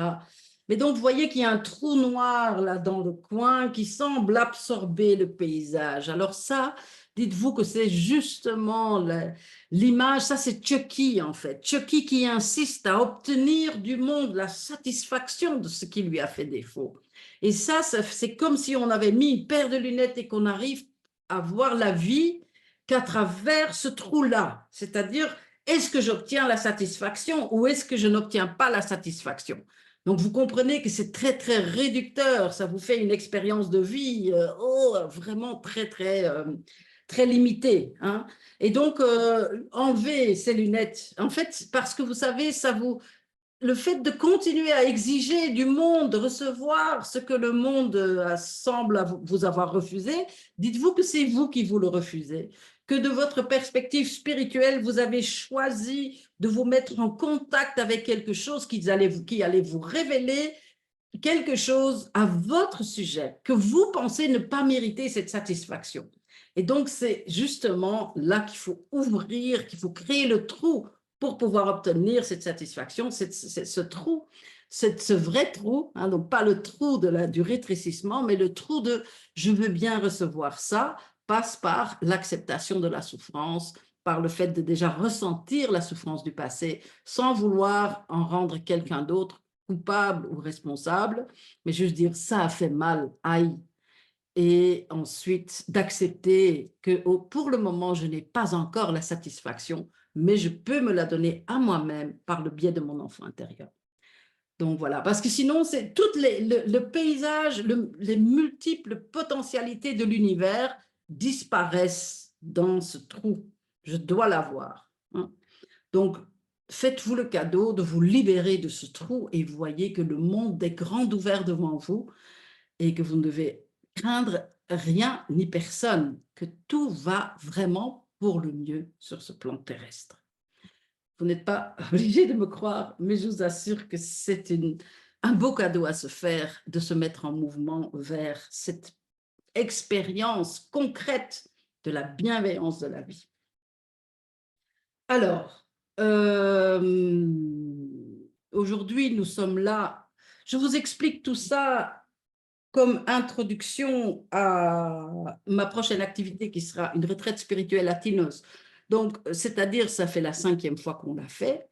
Il y a déjà, peut-être que tout à l'heure, il y a des personnes, parce que je vois que vous êtes pas mal à déjà être partis avec nous là-bas. Si vous avez envie, vous pouvez partager.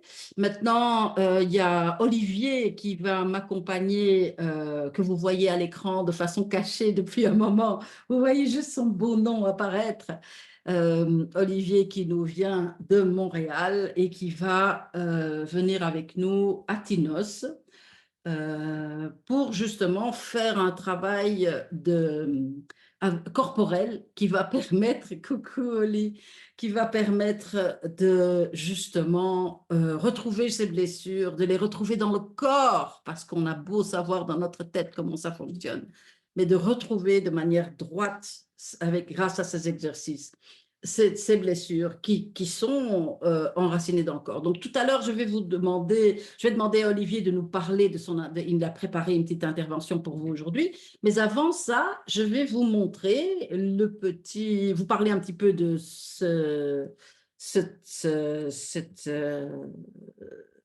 retraite. Je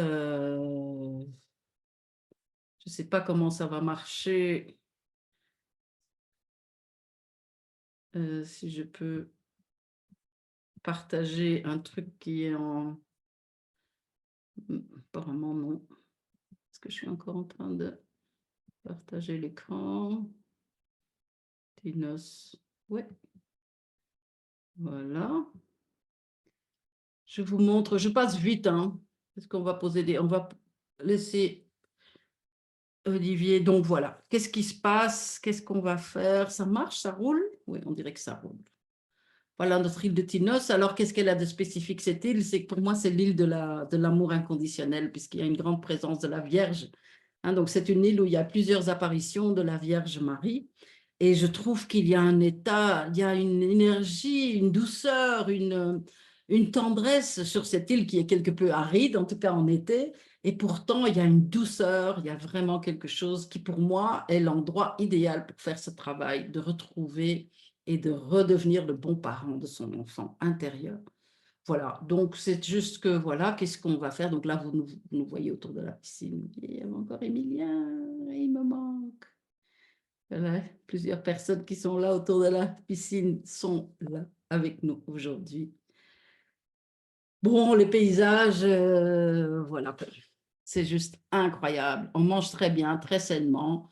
Il y a plein de choses à faire. Donc ici, le stage et la retraite est organisée de façon à ne travailler que des demi-journées pour pouvoir vraiment bien profiter des vacances, hein, on va le dire comme c'est, pendant toutes les après-midi. Donc il y a des excursions qui sont proposées, des balades, enfin voilà, il y a plein de choses. Du shopping aussi, il y a des très chouettes boutiques aussi là-bas.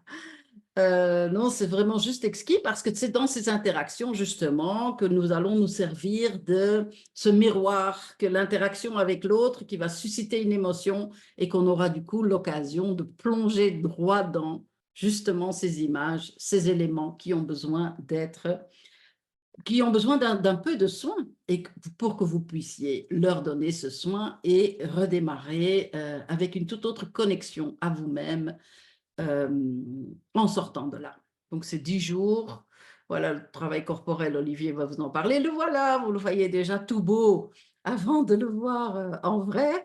Donc, ces photos, on les avait prises dans un stage que j'avais organisé à Franc 2 pour les Brésiliens. Je travaille beaucoup avec le Brésil et là, il y avait 70 Brésiliens qui étaient venus et on avait loué le château de Franc 2 pour les accueillir. Et c'est là que le travail avec Olivier a donné un résultat tellement extraordinaire que maintenant, je n'envisage même plus de travailler sans lui. Donc voilà, l'hôtel Carlo Bungalows, bon, ça c'est l'endroit où on est super bien, une magnifique piscine, on est à 10 minutes de marche de la plage, mais ça descend, mais après il faut remonter. Donc voilà. De toute façon, on peut louer des petites voitures pour se partager, pour pouvoir se déplacer facilement, hein. Tout ça ne coûte pas très cher. Voilà, la bonne nourriture. Nous allons à Delos, hein, donc l'île de naissance d'Apollon et d'Artémis. On fait une méditation là, en haut de la montagne, qui est toujours extraordinaire. On loue un bateau privé pour ça. Voilà, ici, vous avez le prix, vous avez tout ça. Voilà, donc j'arrête le partage et je donne la parole à Olivier. Ah, voilà, ok, vous me voyez. Bonjour tout le monde. Alors, je suis bien content d'être avec vous aujourd'hui. Euh, pour ceux que je connais pas déjà, alors mon nom c'est Olivier. Vous l'aurez peut-être entendu par mon accent. Donc, je viens de Montréal. Euh, c'est ça. J'ai animé des ateliers d'exercices somatiques à l'automne au stage de Marianne. Et puis, en fait, ici à Montréal, je suis massothérapeute et puis kinésithérapeute. Alors, je vais vous expliquer un petit peu en quoi ça consiste les ateliers d'exercice somatique qu'on va faire lors de la retraite. Euh, donc, euh, En fait, ça tourne autour du fait que euh, ce que nous refusons de vivre, ça devient répétitif. En fait, les émotions, c'est des choses qui, lorsqu'elles ne sont pas vécues pleinement, les traumatismes, même chose, lorsqu'ils ne sont pas vécus pleinement, vont se loger dans le corps, dans notre corps physique, et puis on va pouvoir développer toutes sortes de symptômes à partir de cela. Euh, donc, il y a une phrase que j'aime bien qui dit que lorsque les émotions ne s'expriment pas, elles vont s'imprimer. Donc ça, c'est assez central dans la pratique des exercices somatiques.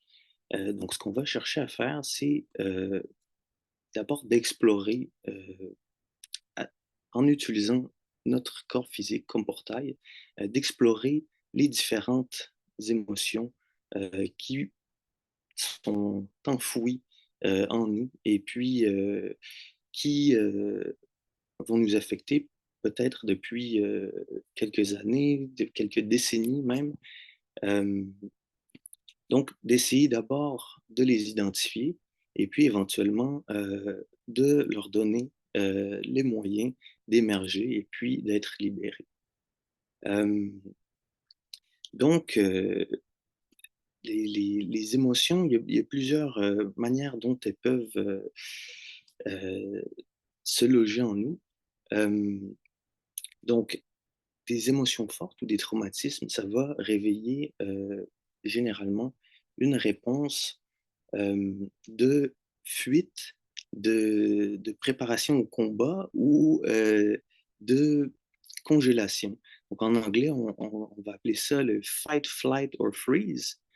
Et puis, si on ne somatise pas notre expérience émotionnelle, euh, on va rester figé dans un de ces états-là jusqu'au moment où il va être vécu pleinement.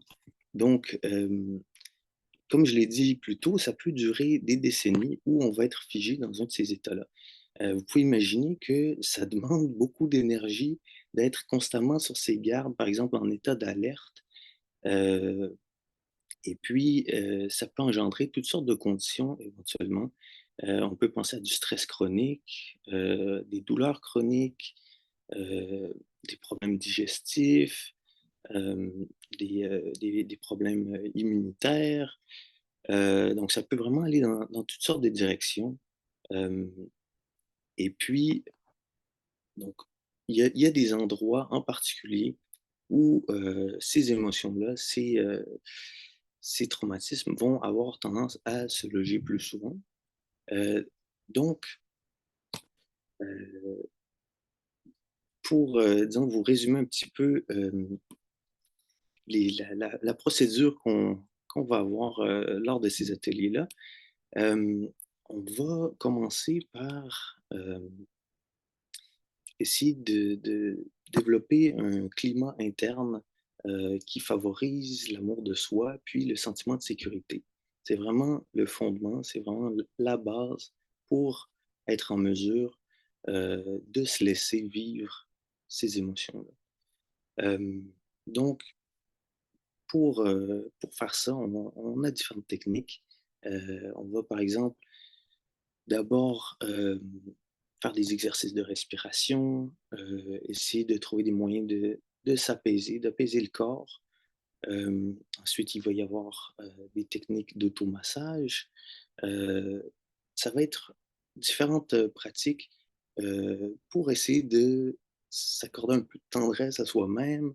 Euh, il va y avoir des techniques où on va se bercer un petit peu à la manière de, de bébé qui se ferait bercer. Donc, c'est pour s'accorder vraiment ce sentiment-là de paix et de sécurité euh, qui va, qui va être propice à laisser émerger ensuite les émotions plus difficiles, les traumas.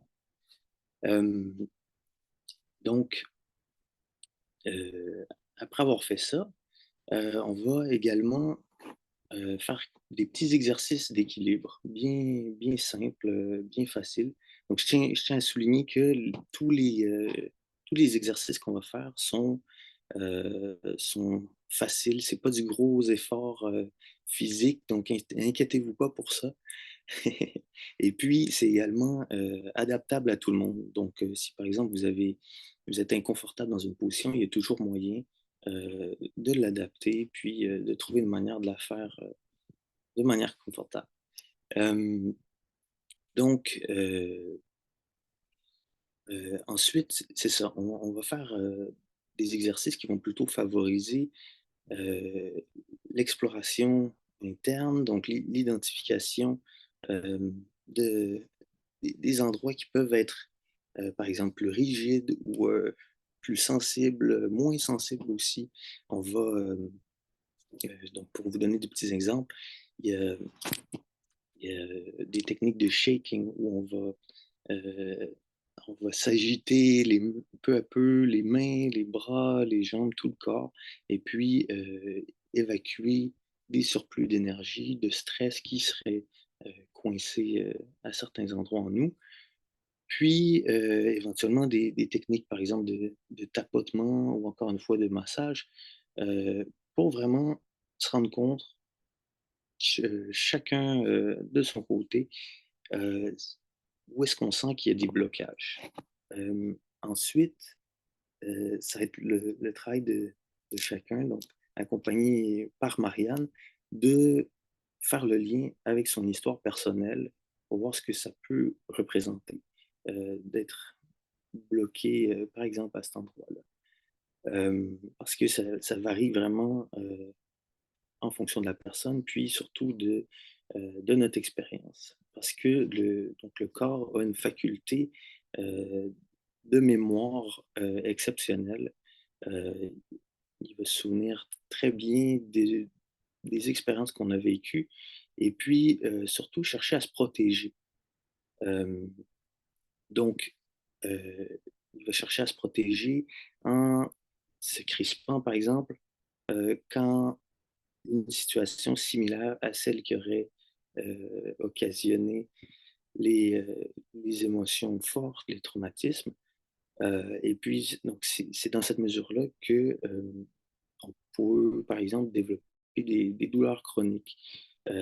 Si, si on a eu tendance, par exemple, donc, qu'il y aurait eu un accident euh, où, où il aurait fallu que, par exemple, qu'on protège quelqu'un ou qu'on protège soi, puis qu'il y aurait des mouvements utilisés pour se protéger, ben, éventuellement, même plusieurs décennies plus tard, ces mêmes gestes-là peuvent être inconsciemment répétés dans la vie quotidienne, même dans des situations qui ne requièrent pas d'agir de cette manière. Euh, donc, on va explorer tout ça. Euh, Ensuite, il va y avoir des exercices plus ciblés euh, d'enracinement, de reconnexion à soi-même, donc de recentrement. Euh, les exercices d'équilibre, eux, ce qu'ils vont favoriser, c'est justement le sentiment de sécurité, de se dire qu'on est en mesure de revisiter ces émotions-là.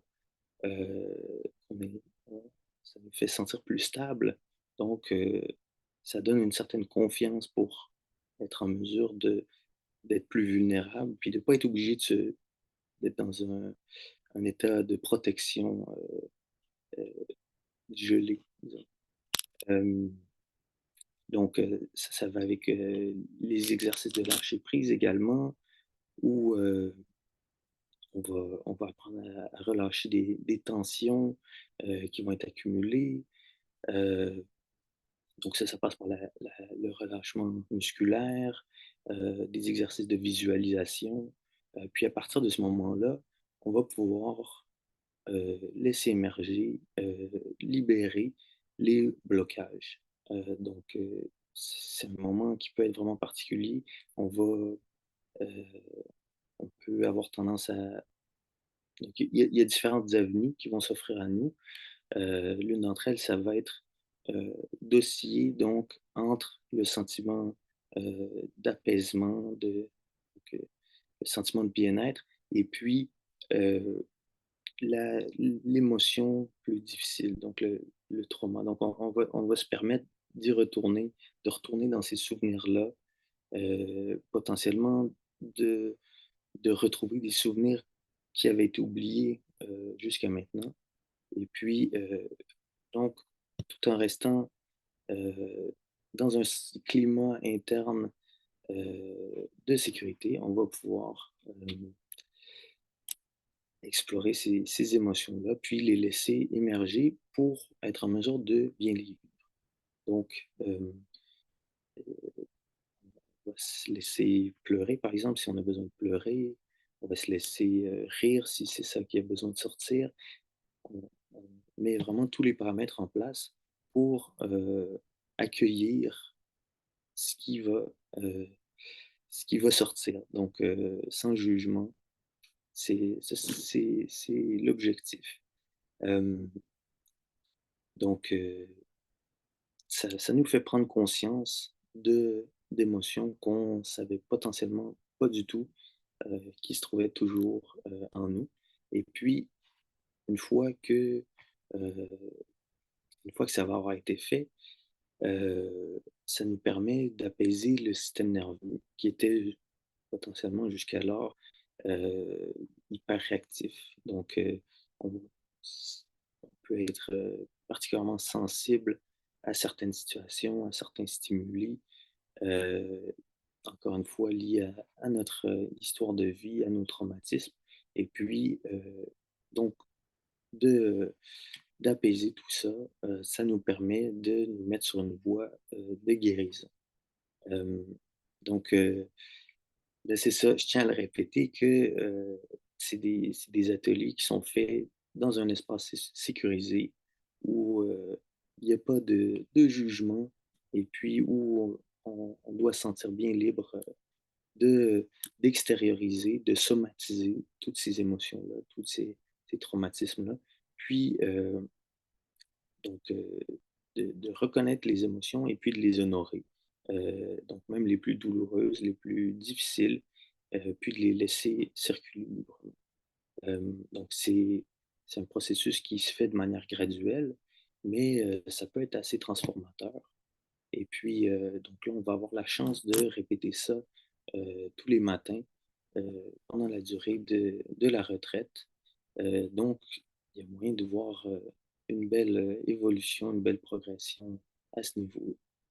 Hem, donc c'est ça, je trouve que c'est un excellent moyen, heu, de de se mettre en route, vers une guérison, puis un sentiment de plénitude où on peut, vraiment reconnaître tout ce qui nous habite et puis, heu, laisser aller les blocages, les moyens de protection, qu'on a eus, jusqu'à maintenant au cours de notre vie, qui nous alourdissent potentiellement maintenant, pour pouvoir, heu, s'adonner à ce qu'on veut, puis de vivre, absolument, le tout ce qu'on a besoin de vivre. Exactement.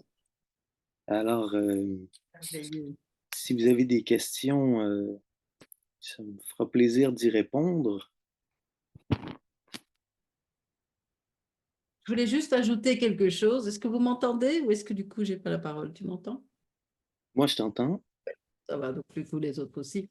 C'est-à-dire, pour moi, ça a vraiment été un moment de bascule dans ma vie parce que malgré toute mon évolution, ma transformation à tous les niveaux, mon corps était vraiment le parent pauvre. Et donc, ces états de gel et de, comment tu l'as appelé, de paralysie, c'est vrai que j'ai beaucoup connu ça. Et d'ailleurs, j'ai constaté qu'en fait, mon corps physique, il appartenait à ma conscience infantile. Il appartenait à l'enfant que j'avais été avec tous les... Bon, c'est sûr que j'ai vécu pas mal de choses au niveau de la souffrance physique, etc. Et puis des viols et des choses pas sympas du tout. Mais c'est vrai que du coup, j'avais comme pas le contrôle de mon corps qui, lui, il vivait en fonction de ses traumatismes.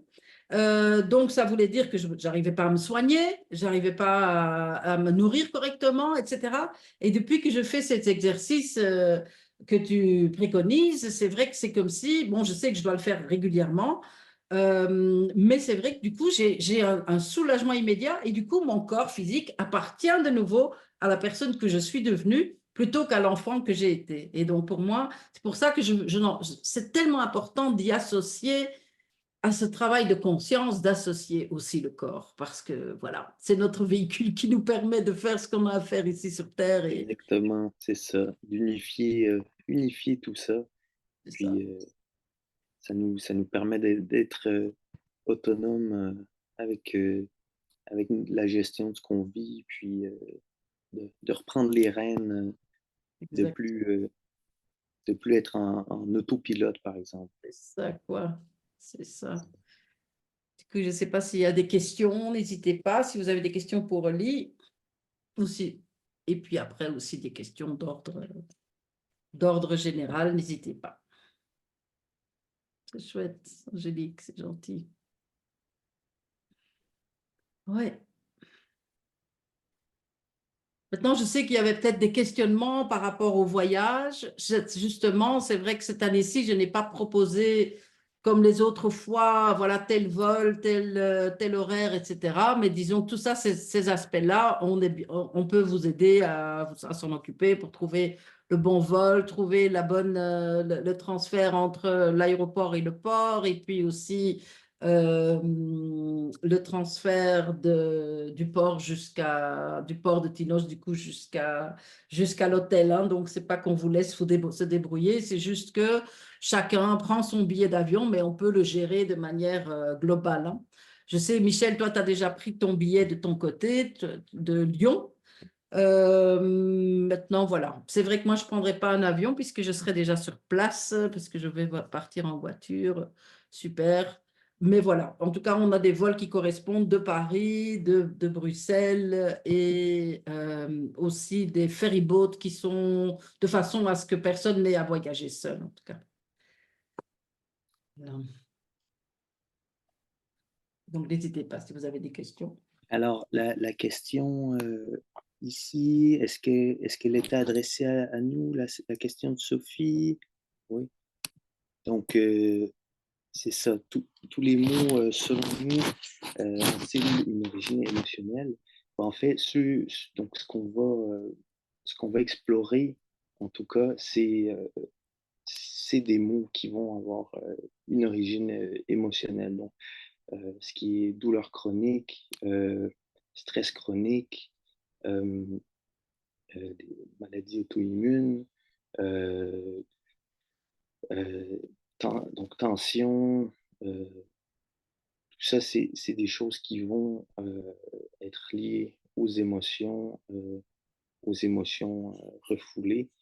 Euh, Après, ce ne sera pas des exercices qui visent, par exemple, si on s'est cogné le bras sur un coin de table, c'est plutôt donc des conditions, des états dans lesquels on est maintenu depuis un certain temps. Et puis, c'est ça, on va être en mesure de faire des parallèles avec le vécu de chacun pour voir, par exemple, si ces mots-là sont aggraver, s'accentue au cours de certaines périodes où il y a des facteurs émotionnels qui reviennent en compte.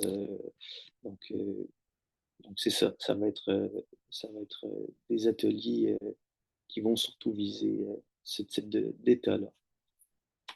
C'est ça. Et pour compléter, c'est vrai que moi, du point de vue spirituel, c'est sûr que j'ai, avec une longue expérience, pour vous donner un exemple, j'ai une dame avec qui je travaille au Brésil et qui avait un problème de, tu dois connaître, fascite plantaire, hein.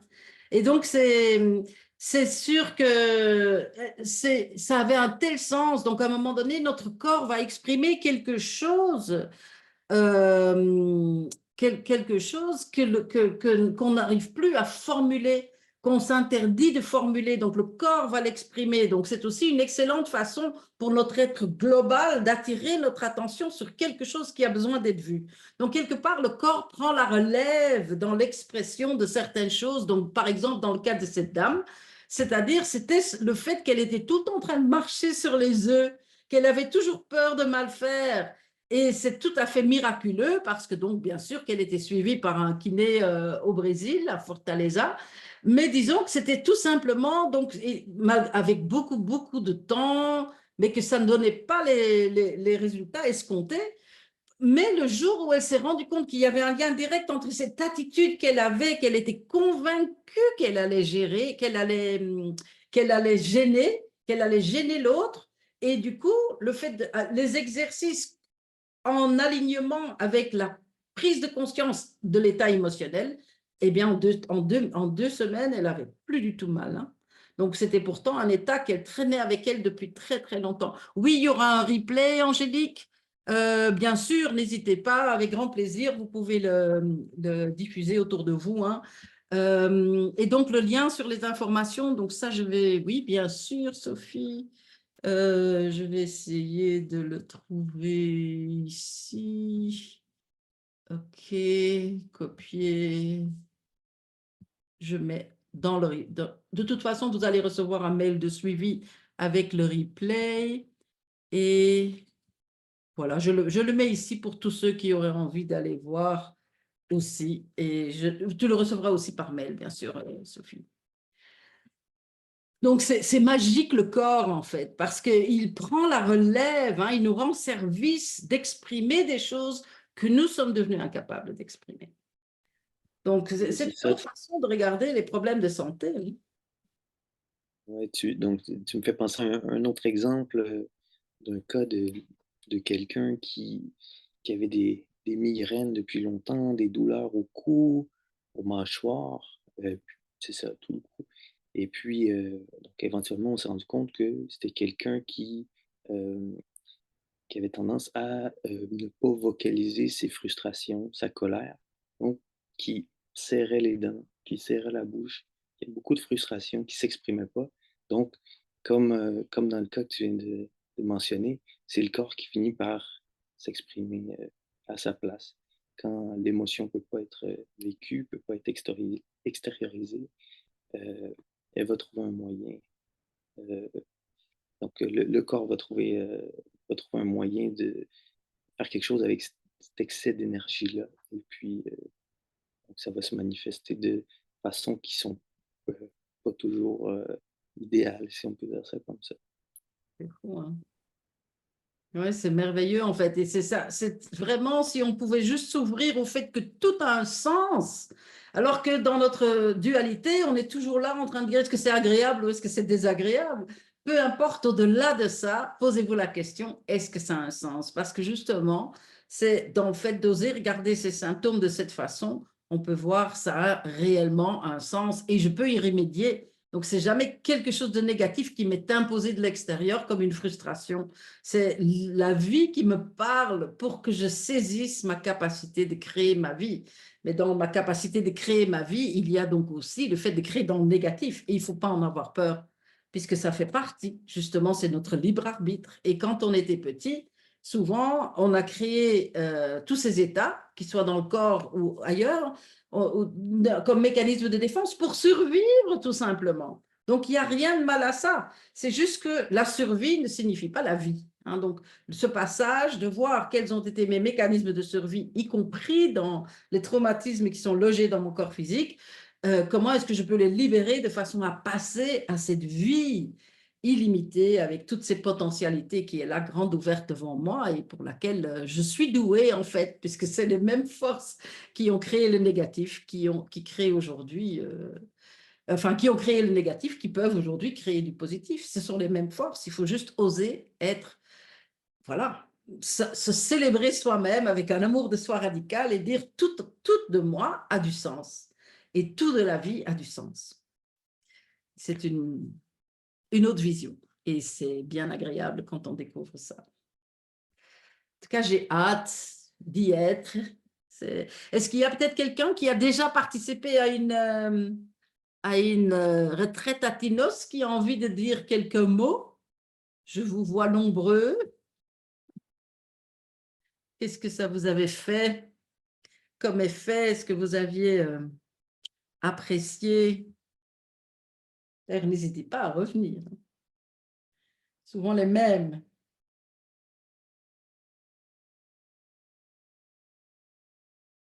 Je peux même vous donner la parole. Parce que là, on est dans le chat, mais apparemment, je peux rendre un participant panéliste. Donc, si quelqu'un a envie de partager, je lui donne la parole. C'est une possibilité technique, en tout cas. Ou encore des questions pour Olivier, n'hésitez pas. Ah, voilà, Fabi. Tout mélange de travail.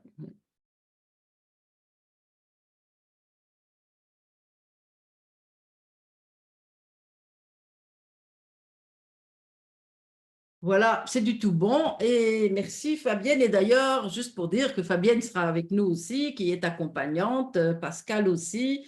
Disons que je voulais aussi vous parler du fait qu'il y a aussi des groupes qui vont, si vous êtes intéressé par ce travail, mais que vous ne vous envisagez pas nécessairement de venir en Grèce, sachez qu'il y a un nouveau groupe qui va démarrer. Enfin bon, c'est un ancien groupe qui redémarre à partir du 21. Les informations se trouvent sur le site. Ils seront animés donc c'est tous les 15 jours, le jeudi soir. C'est ça, c'est un jeudi? Enfin, je ne sais pas, en fait, je n'ai pas vérifié. Mais en tout cas, c'est un mardi maintenant. OK, d'accord. Merci Fabienne. Animé par Fabienne et Françoise. En ligne, du coup. Tout est souvent en ligne. Oui, bien sûr, tu peux m'appeler demain ou après-demain, Sophie, bien sûr. 19h30, 22h30 pour le groupe. Alors, attends, je te mets mon numéro de téléphone. 53. Ou tu l'as peut-être encore de l'époque. Voilà. Tu peux m'appeler demain ou après-demain, j'ai du temps. Sans rendez-vous. Donc, n'hésite pas. Non, quel cadeau ce travail, quoi. Voilà. Ouais, l'expérience du travail proposée par Olivier, qui sera d'ailleurs à disposition. Tu sais on va voyager avec la table de massage, Olivier. Du coup, tu auras ton matos pour, si tu veux faire tu peux aussi, Ouais. aux gens, oui, c'est ça. Parce que je me souviens de tes soins à la piscine, mais sur les transats, là, et là, je pense que Oui, c'était pas mal au dos quand on faisait tes ça va être massages. plus confortable Ouais, c'était pas super confortable. Donc, cette au année, soleil. voilà, c'était, oh là là, les massages d'Olivier au soleil, ça, je vous dis pas, c'est extraordinaire. D'ailleurs, il y a plein de parties de moi qui ont besoin de tout. Pour Ah oui. Euh, donc, pour te répondre, Thérèse, pour l'instant, j'ai pas de travail qui est disponible en ligne. Mais bon, peut-être qu'éventuellement, ça pourrait être intéressant. Mais c'est ça, ça reste à voir. Ce serait un projet futur. Pour l'instant, c'est pas, il y a rien de disponible en ligne. Et ça viendra, je suis sûre. Et d'ailleurs, n'hésite pas. Donc, dès que tu es prête, tu me donnes et puis j'envoie tout mon fichier. Hein, je suis sûre que ça peut intéresser plusieurs personnes, en tout cas. Ah oui, on en discutera alors. D'accord. Nickel. Super. Eh bien, on arrive tout doucement, incroyable, à l'heure prévue. Alors, je ne sais pas s'il y a encore quelqu'un qui veut poser une question. N'hésitez pas, on est toujours là. Et sinon, on va clôturer cette rencontre. Voilà. Merci à vous d'avoir assisté, Angélique. Je suis bien contente en tout cas. Merci beaucoup. Et ben voilà, je pense on est prêt. Super. En tout cas, merci Oli. C'est vraiment super. Je suis trop contente pour vos bonnes nouvelles à Montréal. Oui, ah oui, moi aussi, mais j'ai très hâte de vous retrouver là. Oui, ça va vraiment être super, quoi. Ouais. En tout cas, merci à tous d'avoir assisté, d'avoir participé. Et je vous embrasse très fort. Et puis, on se verra. Oui, Michel, ça va être trop top. J'ai hâte de vous rencontrer et puis Oh, de revoir ceux que je connais déjà. super. Chouette. Bonne soirée, Dominique. Ah, chouette, Pascal. moi Ah, aussi. super. Bonne soirée à vous tous et à Bonne bientôt. soirée. Hmm, nickel. Ah oui, ça va être super, hein, Fabi. Le soleil, il nous a tellement... Oui, je suis très enthousiaste. Comment il fait à Montréal, Oli? Ça commence à faire meilleur. Oui, oui, il fait meilleur. Là, bon, ce matin, il faisait un peu moche, mais là, il fait 21 degrés. Oh, c'est mieux que chez nous. En tout cas, vous Oui, avez les grands froids. Le grand froid est passé, non? C'est fini, ouais, on croise les doigts pour pas qu'il y ait de sortie. heureusement. Si 2, 3 semaines, on avait commencé à sortir les, les chaussures, ouais, on allait presque sortir nos shorts, puis une petite tempête de neige le lendemain. Il en reste tout le temps une C'est cool. sournoise qui nous attend. J'adore les variations. Et ouais, ouais, faut être prêt à tout. Petite surprise, on en a pas mal ici, mais peut-être pas aussi extrême que chez vous. Et c'est chouette en tout cas. Ouais, mais là, je pense qu'on est Ça dans le y est, bon moment. vous êtes prêts pour l'été, le printemps et l'été. Ouais. Nous aussi, ici, on attend. Bien, bien. Je pense il n'y a plus personne qui veut poser une question ou faire un commentaire. On a des merci, merci. Et puis voilà, ben, je vous embrasse tous et je vais clôturer là. Vous allez recevoir le replay. Donc, toutes les personnes qui étaient là aujourd'hui vont recevoir le replay dans un jour ou deux. Cathy, bisous. À bientôt. Bisous, hein, Oli. Ouh, À bientôt en vrai, dans les contrées plus douces. ouais, Bye bye. bye.